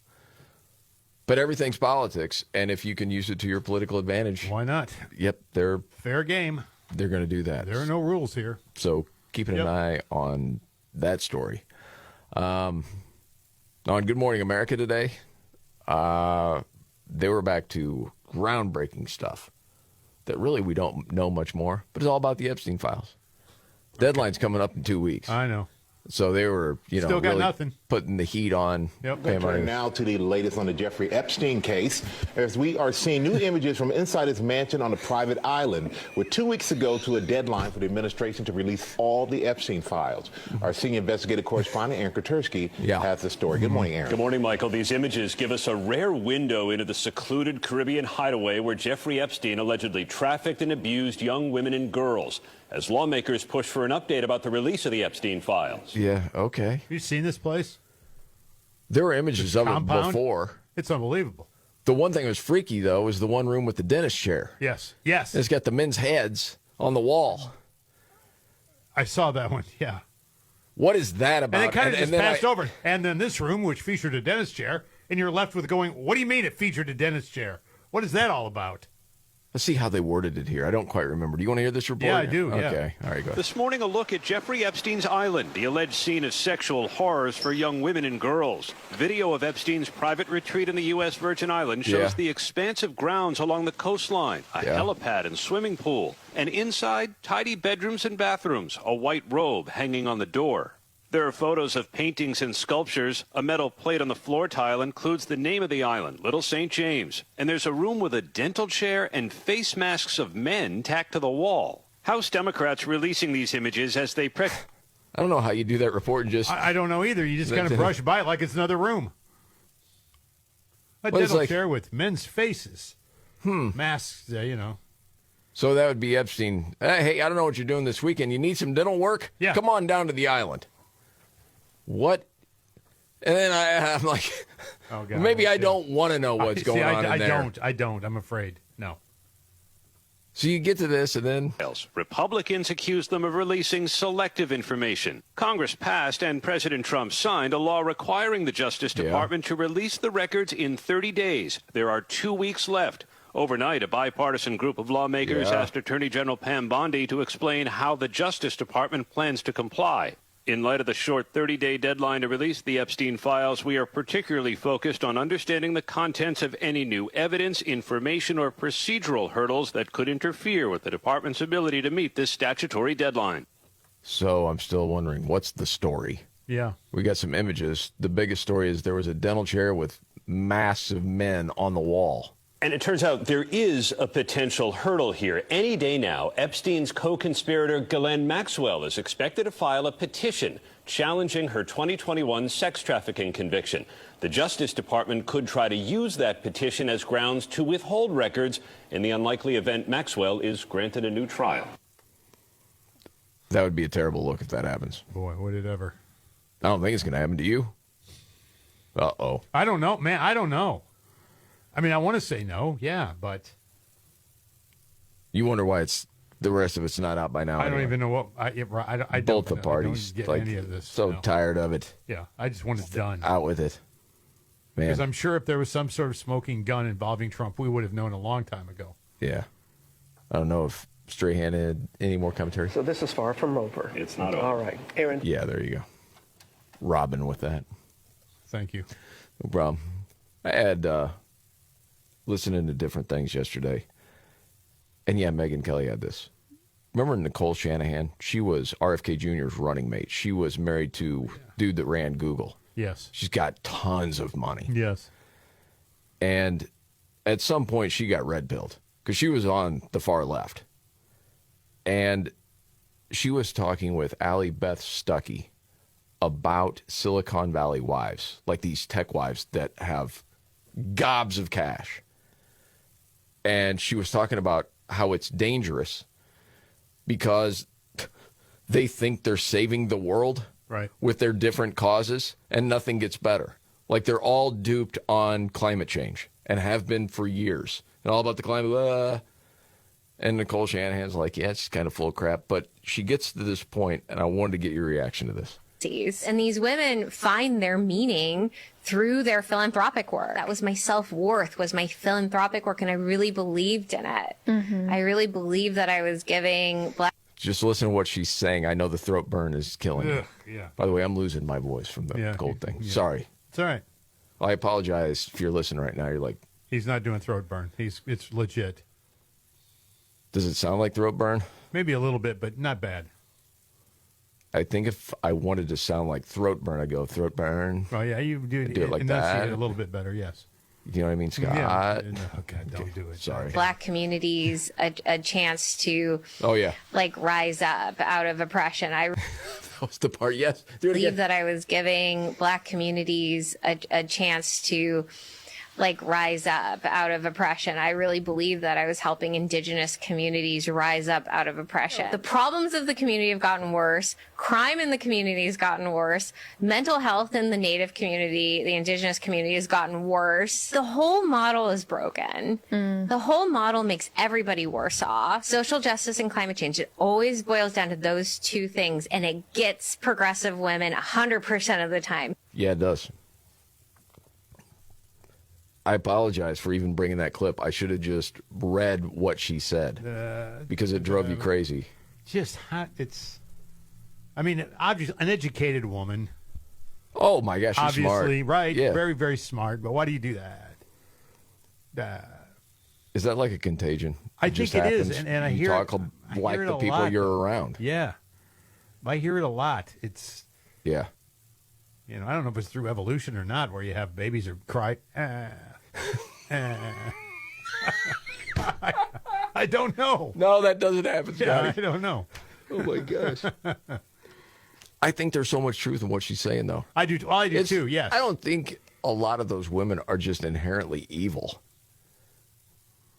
Like the Silicon Valley No, tech mafia wives. I don't either. But man, if you saw them, they're insufferable. I'm not saying that I want to hang with them. I'm saying I don't think they're inherently evil. They probably think they're doing good things. I believe they do too. I think they think that. But if you saw the No Kings rallies or oh gosh, it's insufferable. Because they think that this is fascism. Yes, it's just dopey. But the virtue signaling is so. We're so better than you because we think this. Have you ever been in a position in your life when you were doing some sort of philanthropic work or volunteering and you thought you were doing good, but in the end you look back and you're like, no? Yeah, I think in hindsight, yes. What was it? See, I don't know if I should say it or not. Just because I don't want to make you uncomfortable. Well, I mean, I was doing philanthropic work for a large organization during 9/11, after the aftermath of 9/11. Yeah. And I was surprised at how much money we were raising. People were just giving over money. I mean, that was America, right? Yes. But you also had those people that come in, hey, do you know where this money's going? Let me tell you about this organization. Oh. And I'd go, oh, crap. Really? Right. Yeah. You know? And yeah, and again, it wasn't they weren't condemning what we were doing. They just wanted us to know this is what's happening with these people, okay? Yeah. Got to be careful with these guys. Yeah. And at that point, the horse was out of the barn. It was train was running, yeah. Yes. But anyway, yeah, and I think there are some where you got to stop and ask yourself, are they doing the right thing? Yeah. And there's some great ones. Oh, absolutely. I've told this story before. Me and a buddy of mine, we did a lot of volunteer work, especially for inner city kids and inner city moms. And he had said, dude, you got to read this book. And it was Toxic Charity. Mm-hmm. And it was how you get people dependent and people out of just trying to do a good thing ends up to not be a good thing. And I could see things so much more clear after reading that book. And then a lot of what I was doing, like, I might have thought it was good, or maybe subconsciously I wanted to make myself feel better. I don't know. Have to get on the couch for that one. But it doesn't end up doing good. No, I'll tell you another quick story, and this because we're around the holidays now. But there was a radio group I worked for a long, long time ago, and their deal every year was you rounded up toys for kids, right? Yes. Yeah, well, I can pick it up on the other side. Yeah, we're up on it. I want to hear that. Okay, yeah. Yeah, and it used to be, too.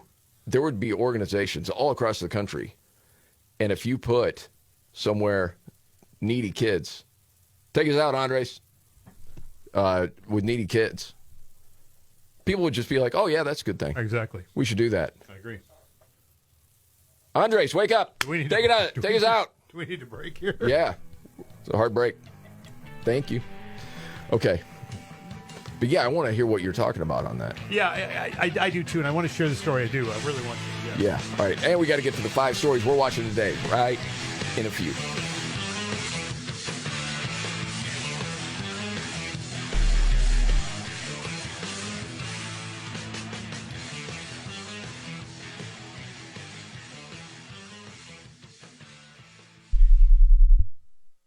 You've got all that Christmas shopping done, right? Or maybe you're like most of us thinking, I'll just get it done next weekend until there's almost no time left. Well, it's crunch time, and last-minute shopping is no fun at all. But there's an easy gift you can get without battling the crowds. It's a digital frame from Aura Frames. Yeah, my parents definitely love these. I can share photos of my 2 little kids. It's way better than using a shared photo album on the phone because with an Aura frame, not only is it a part of the home decor, they don't have to go rummaging around the phone to see where the pictures are. And for a limited time, you can save on the perfect gift by visiting auraframes.com to get $35 off Aura's best-selling Carver matte frames. Named number 1 by Wirecutter. Just use the promo code MVCR at checkout. That's AURA frames.com, promo code MVCR. The deal is exclusive to listeners, and frames will sell out fast, so order yours now and get it in time for the holidays. Support us by mentioning Markley, Van Camp, and Robbins at checkout. Terms and conditions apply.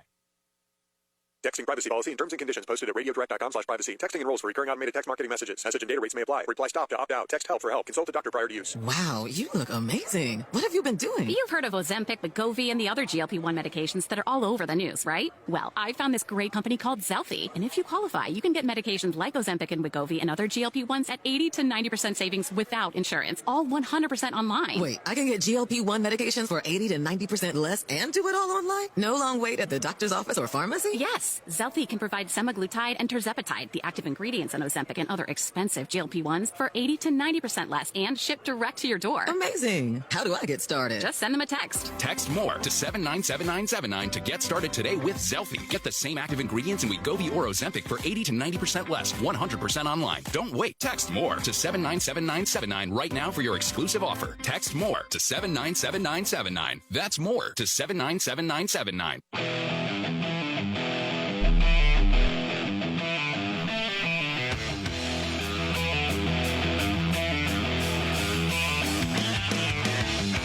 All right, the Markley, Van Camp, and Robbins Show. Jamie Markley, David Van Camp out today, back tomorrow. There's Scott Robbins. Now the 5 stories we're watching today. 1, 2, 3, 4, 5. Well, the Minnesota COVID relief fraud scandal expands again. This is getting uglier every day. Oh, yeah. There'll be more on that later.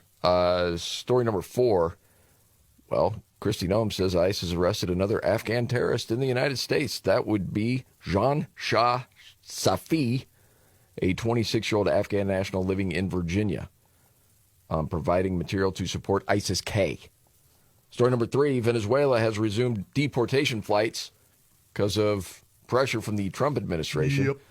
Yep. They have agreed to restart deportation flights, ending a year-long refusal to accept returnees. Now, you're going to be taking them back. That's just part of it. Story number 2, the president of peace, Donald J. Trump, strikes again. Today we commit to stopping decades of violence and bloodshed and to begin a new era of harmony and cooperation between the Democratic Republic of the Congo and Rwanda. And there's everyone signing the agreement. It's remarkable. It's a big deal. Russia, Ukraine is the one left. That's going to be a tough one. The hardest one. Yeah, by far. No doubt about it. And story number 1, we've talked about it a few times. The pipe bomber from January 6th, alleged, arrested today. Early this morning, Brian Cole Jr. was arrested and charged with placing the pipe bombs at the RNC and the DNC on January 5th, 2021. He has been charged with violating 18 U.S.C. 844, which is use of an explosive device. This investigation is ongoing.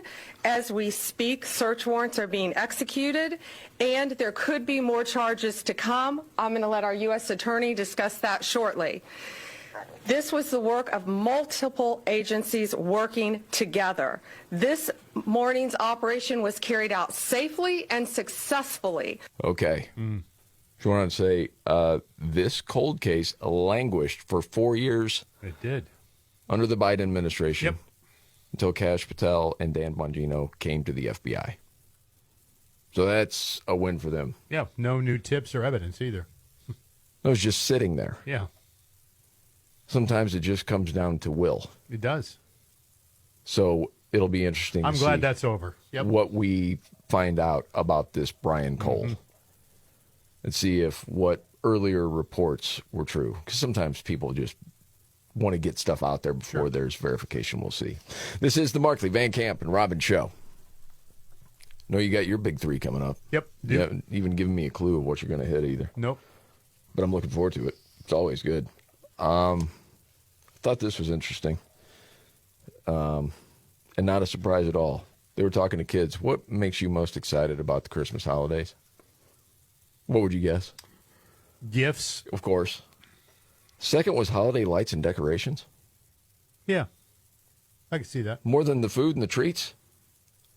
More than school off for winter break? No, that was my number 1. Yeah, that was right up there with the gifts. That's right up there with the greatest day after only schools being out for the summer can be better. You and I always shared that. Oh, Neither one, school. No, outside of the sports, it was no fun. Yeah. All right, we'll get to the trifecta news update. Just a few.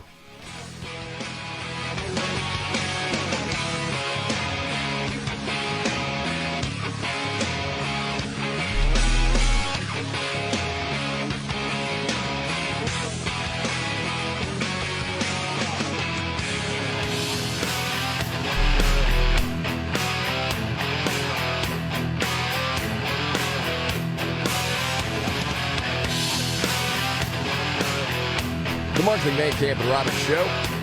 I'm Jamie Markley, the Gen Xer. The Millennial David Van Camp is out today, back tomorrow. There's the sexy boomer, Scott Robbins. Yep. Okay, we got to get to your story about your charity work. Oh, yeah. That went for no good. Yeah. Well, that's a heck of a I shouldn't tease. say no good, yeah. But... We'll get to that in a second. Okay. A lot of people think that Tim Walz is in trouble in Minnesota. I would hope so. With all the fraud. Well, yeah. What's going on? He should be, yeah. Representative Tom Emmer, Republican from Minnesota, was on Fox Business today. I haven't heard this yet, but apparently he's he's incredibly corrupt. I'm just grateful that you're reporting it, and the reason that it's getting reported is because Donald Trump, President Trump, finally made this a national issue when he sent out a truth a couple weeks ago. We've been trying to sound the alarm in Minnesota for more than 3 years. Wow. Everybody's focused right now on $1 billion plus in fraud that has been stolen from Minnesota taxpayers, and a lot of it allegedly has been sent to al-Shabaab back in Somalia, a terrorist group. But you know what we're not talking about today? Do you realize that, it's not that all Somalis are committing crimes, but 80% of the crimes being committed in the Twin Cities in Minnesota are being committed by Somalis. Hold on. 80%? 80%? Holy smokes. Yeah, that's a problem. And by the way, the FBI has been investigating Somali gangs in the Twin Cities now for months. I am grateful that President Trump has raised this to a national issue. This is it's kind of like a small version of what Joe Biden and Kamala Harris were doing at our southern border for the last 4 years. Tim Walz is as corrupt as and incompetent as the day is long. You got $1 billion of fraud. You got the largest fraud case pandemic fraud case in the country. Wow. Okay. All right. So you have that. And that reminds me of what ABC News did the other day. When we were saying, how do you not cover that story? Right. Because it's absolutely massive, right? Mm-hmm. And instead, what did they do? They went with Trump being racist. Turn to President Trump lashing out against Somali immigrants as ICE prepares to increase activity in Minnesota, which has a large Somali population. Our senior political correspondent, Rachel Scott, is tracking the latest there at the White House. Good morning, Rachel. Robin, good morning to you. The president is calling immigrants from Somalia garbage, insisting that he does not want them in our country. And it comes as this morning we are learning that ICE is preparing to ramp up immigration enforcement operations in Minnesota, which is... Yes, and that whole story that goes for 2.5 minutes, they never mention the fraud. Sometimes I think I'm guilty of I read something, and if it's done a certain way, if it's not something politically that I agree with, that I tend to look at it and scoff at it and say, well, that's garbage, that's terrible. And I try to be open-minded about this, but how do you do a story on Minnesota and Somalia and not do that story? Because no matter what your political lens is. Because you want to influence people to believe that Trump and his administration are just racist and xenophobic and looking to pick on people because of the color of their skin. It's disgusting. But they're the enemy of the people. Taxpayers deserve to know, of course, that this is happening to them. Yes. Man, that's amazing. I honestly thought after this last election that things would at least go back to a 50-50 split, or at least look through a lens that is truthful and honest. Yeah. It's not. No. If anything, they've doubled down. No. Oh, yeah. That's a ridiculous story without the mention of the fraud that's going on there. By the way, this fraud has been perpetrated on the taxpayers in Minnesota is unprecedented. Yes.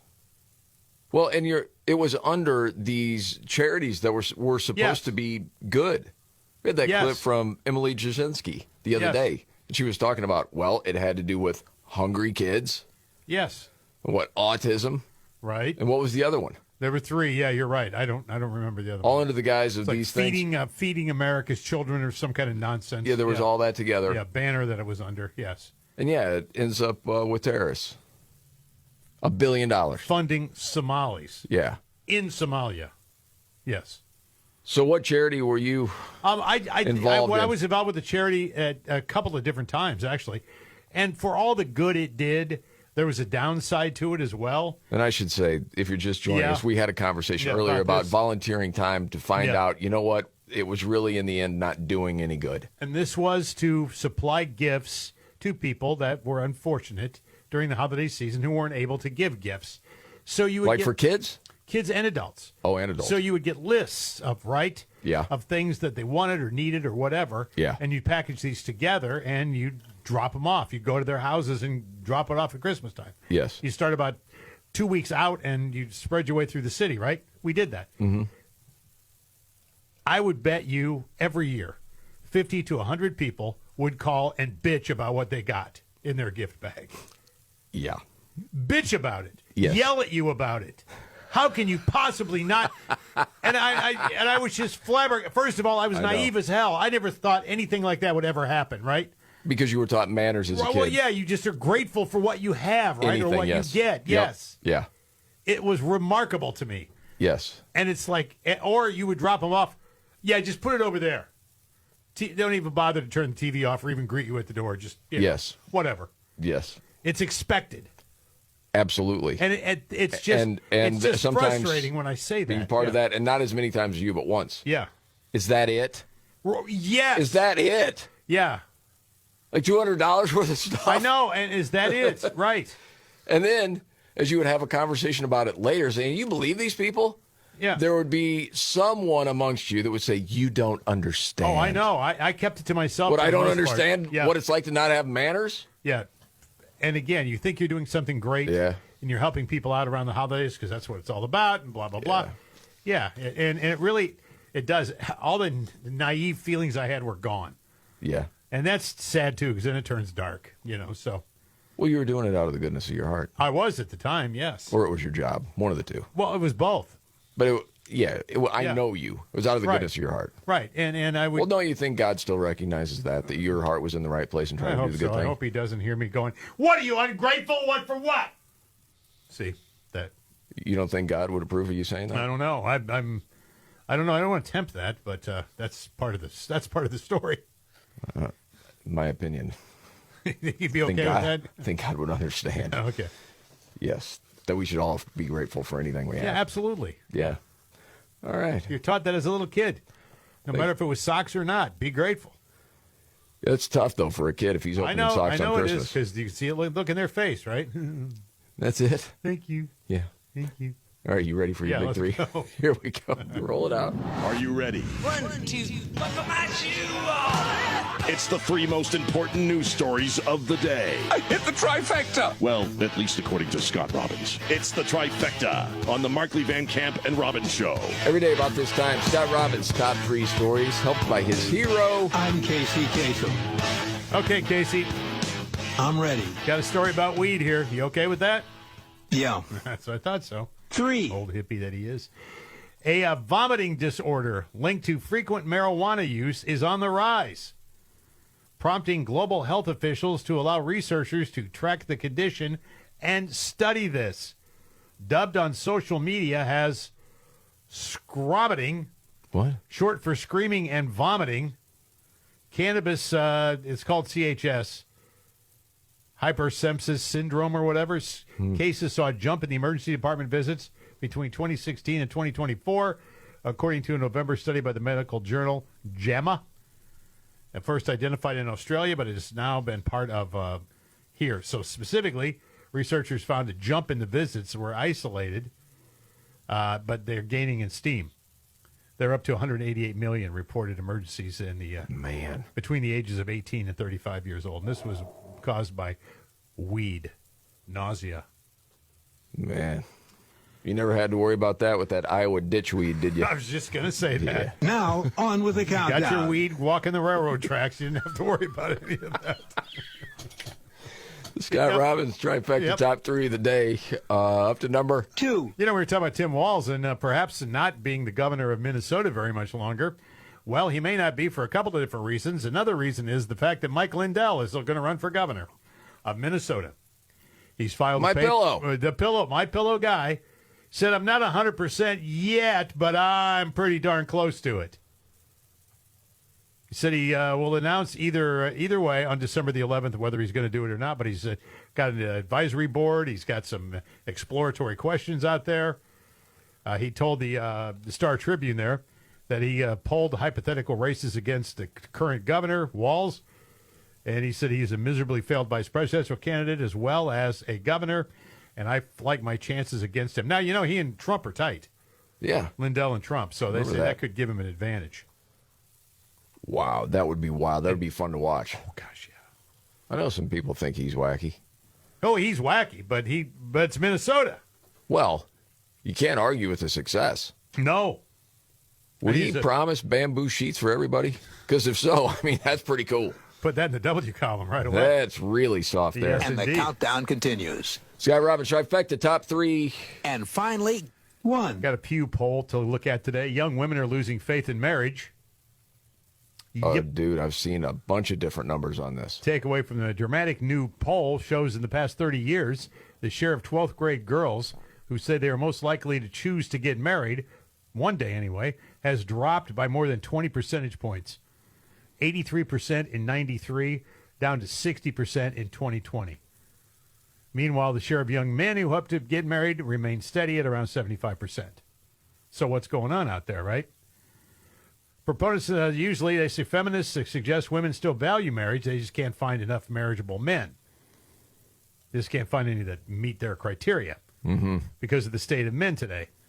So a lot of it's the men's fault. Well, yes. Yeah. Men are not going to college at the rate they used to go to, and some of them aren't employed or underemployed. They don't like that either. The state of men today is just too dispiriting for women.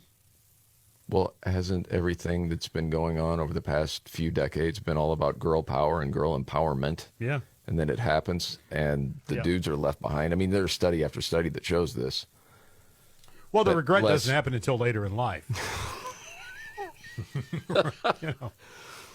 The thing is, when you look at all the studies on just well-being and happiness, the women that are married and with family are the happiest. But that's not what you're told. Exactly. It's the indoctrination. Yeah. What you're told is you can't be happy and be married. Right. You can't fulfill your dreams and be married. Because then you're part of the patriarchy Right. and you've lost. Yeah, that's the big lie. You can have children, but you just can't get married.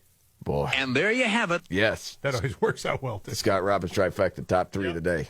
Yeah, that's pretty tough, man. It is tough. It's hard when I read these kind of things. I'm like, really? I think there's been something going on, though, over the past couple of years. You saw it with young men. Yeah, I have. Yeah. And some people think that's going to follow with young women. We'll wait and see. But news update, Nimrod's in the news, coming up in just a few.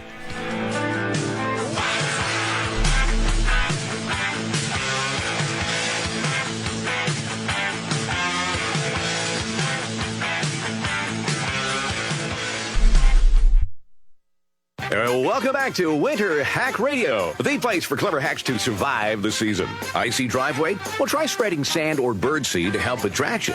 Snowy puppy paws? Well, grab a whisk, brush it off, done. Catch COVID-19? Well, just get... Actually, there's no hack for COVID-19. But if you test positive, prescription medications for COVID exist. Ask your doctor if they're right for you. Visit PfizerForAll.com to learn more. Sponsored by Pfizer.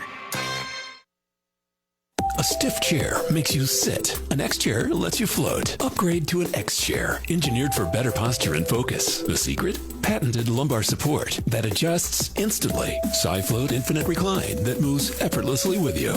X chair is next level ergonomic seating that truly floats. Right now, you can save up to 50% with the X Chair holiday sale. Supplies are limited, so visit xchair.com today for up to 50% off. That's xchair.com.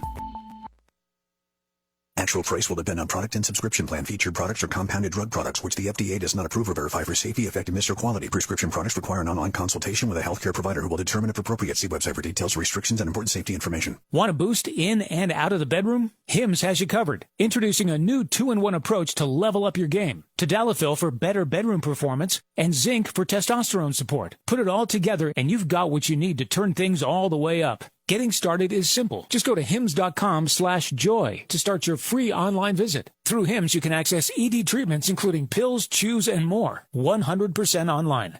No office visits, no pharmacy lines. Just fill out a simple intake form and a licensed medical provider will determine if treatment's right for you. If prescribed, it ships free and discreetly to your door. Find affordable treatment options at up to 95% less than brand names at hims.com/joy. That's hims.com/joy, HIMS.com/JOY.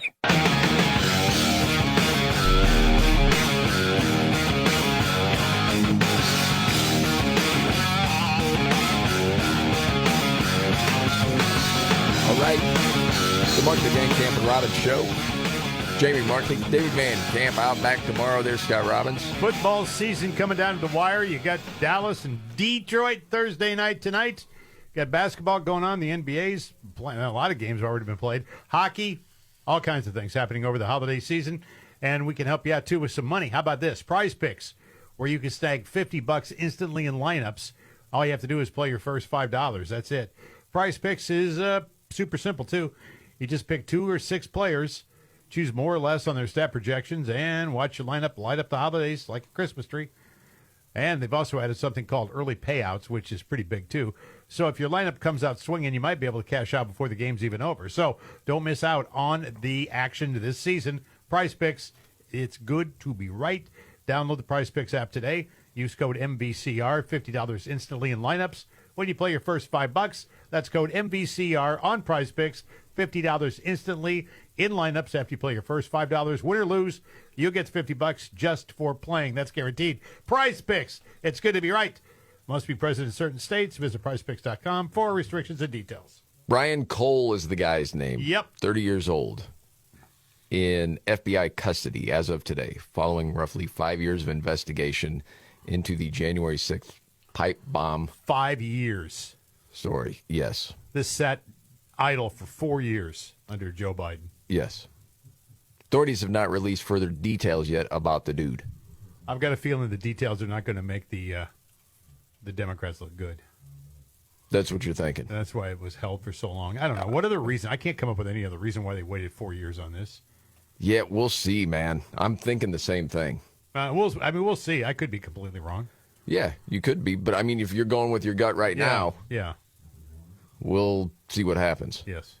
So, yeah, they discovered 2 pipe bombs near the Republican and Democratic National Committee's headquarters. Yes. That's why some people thought maybe it was something to do with Antifa, because Antifa hates everybody. Right. Basically. Although they seem to hate conservatives more. Yes. Yeah. But, yeah, we'll see what happens with that. It's kind of wild.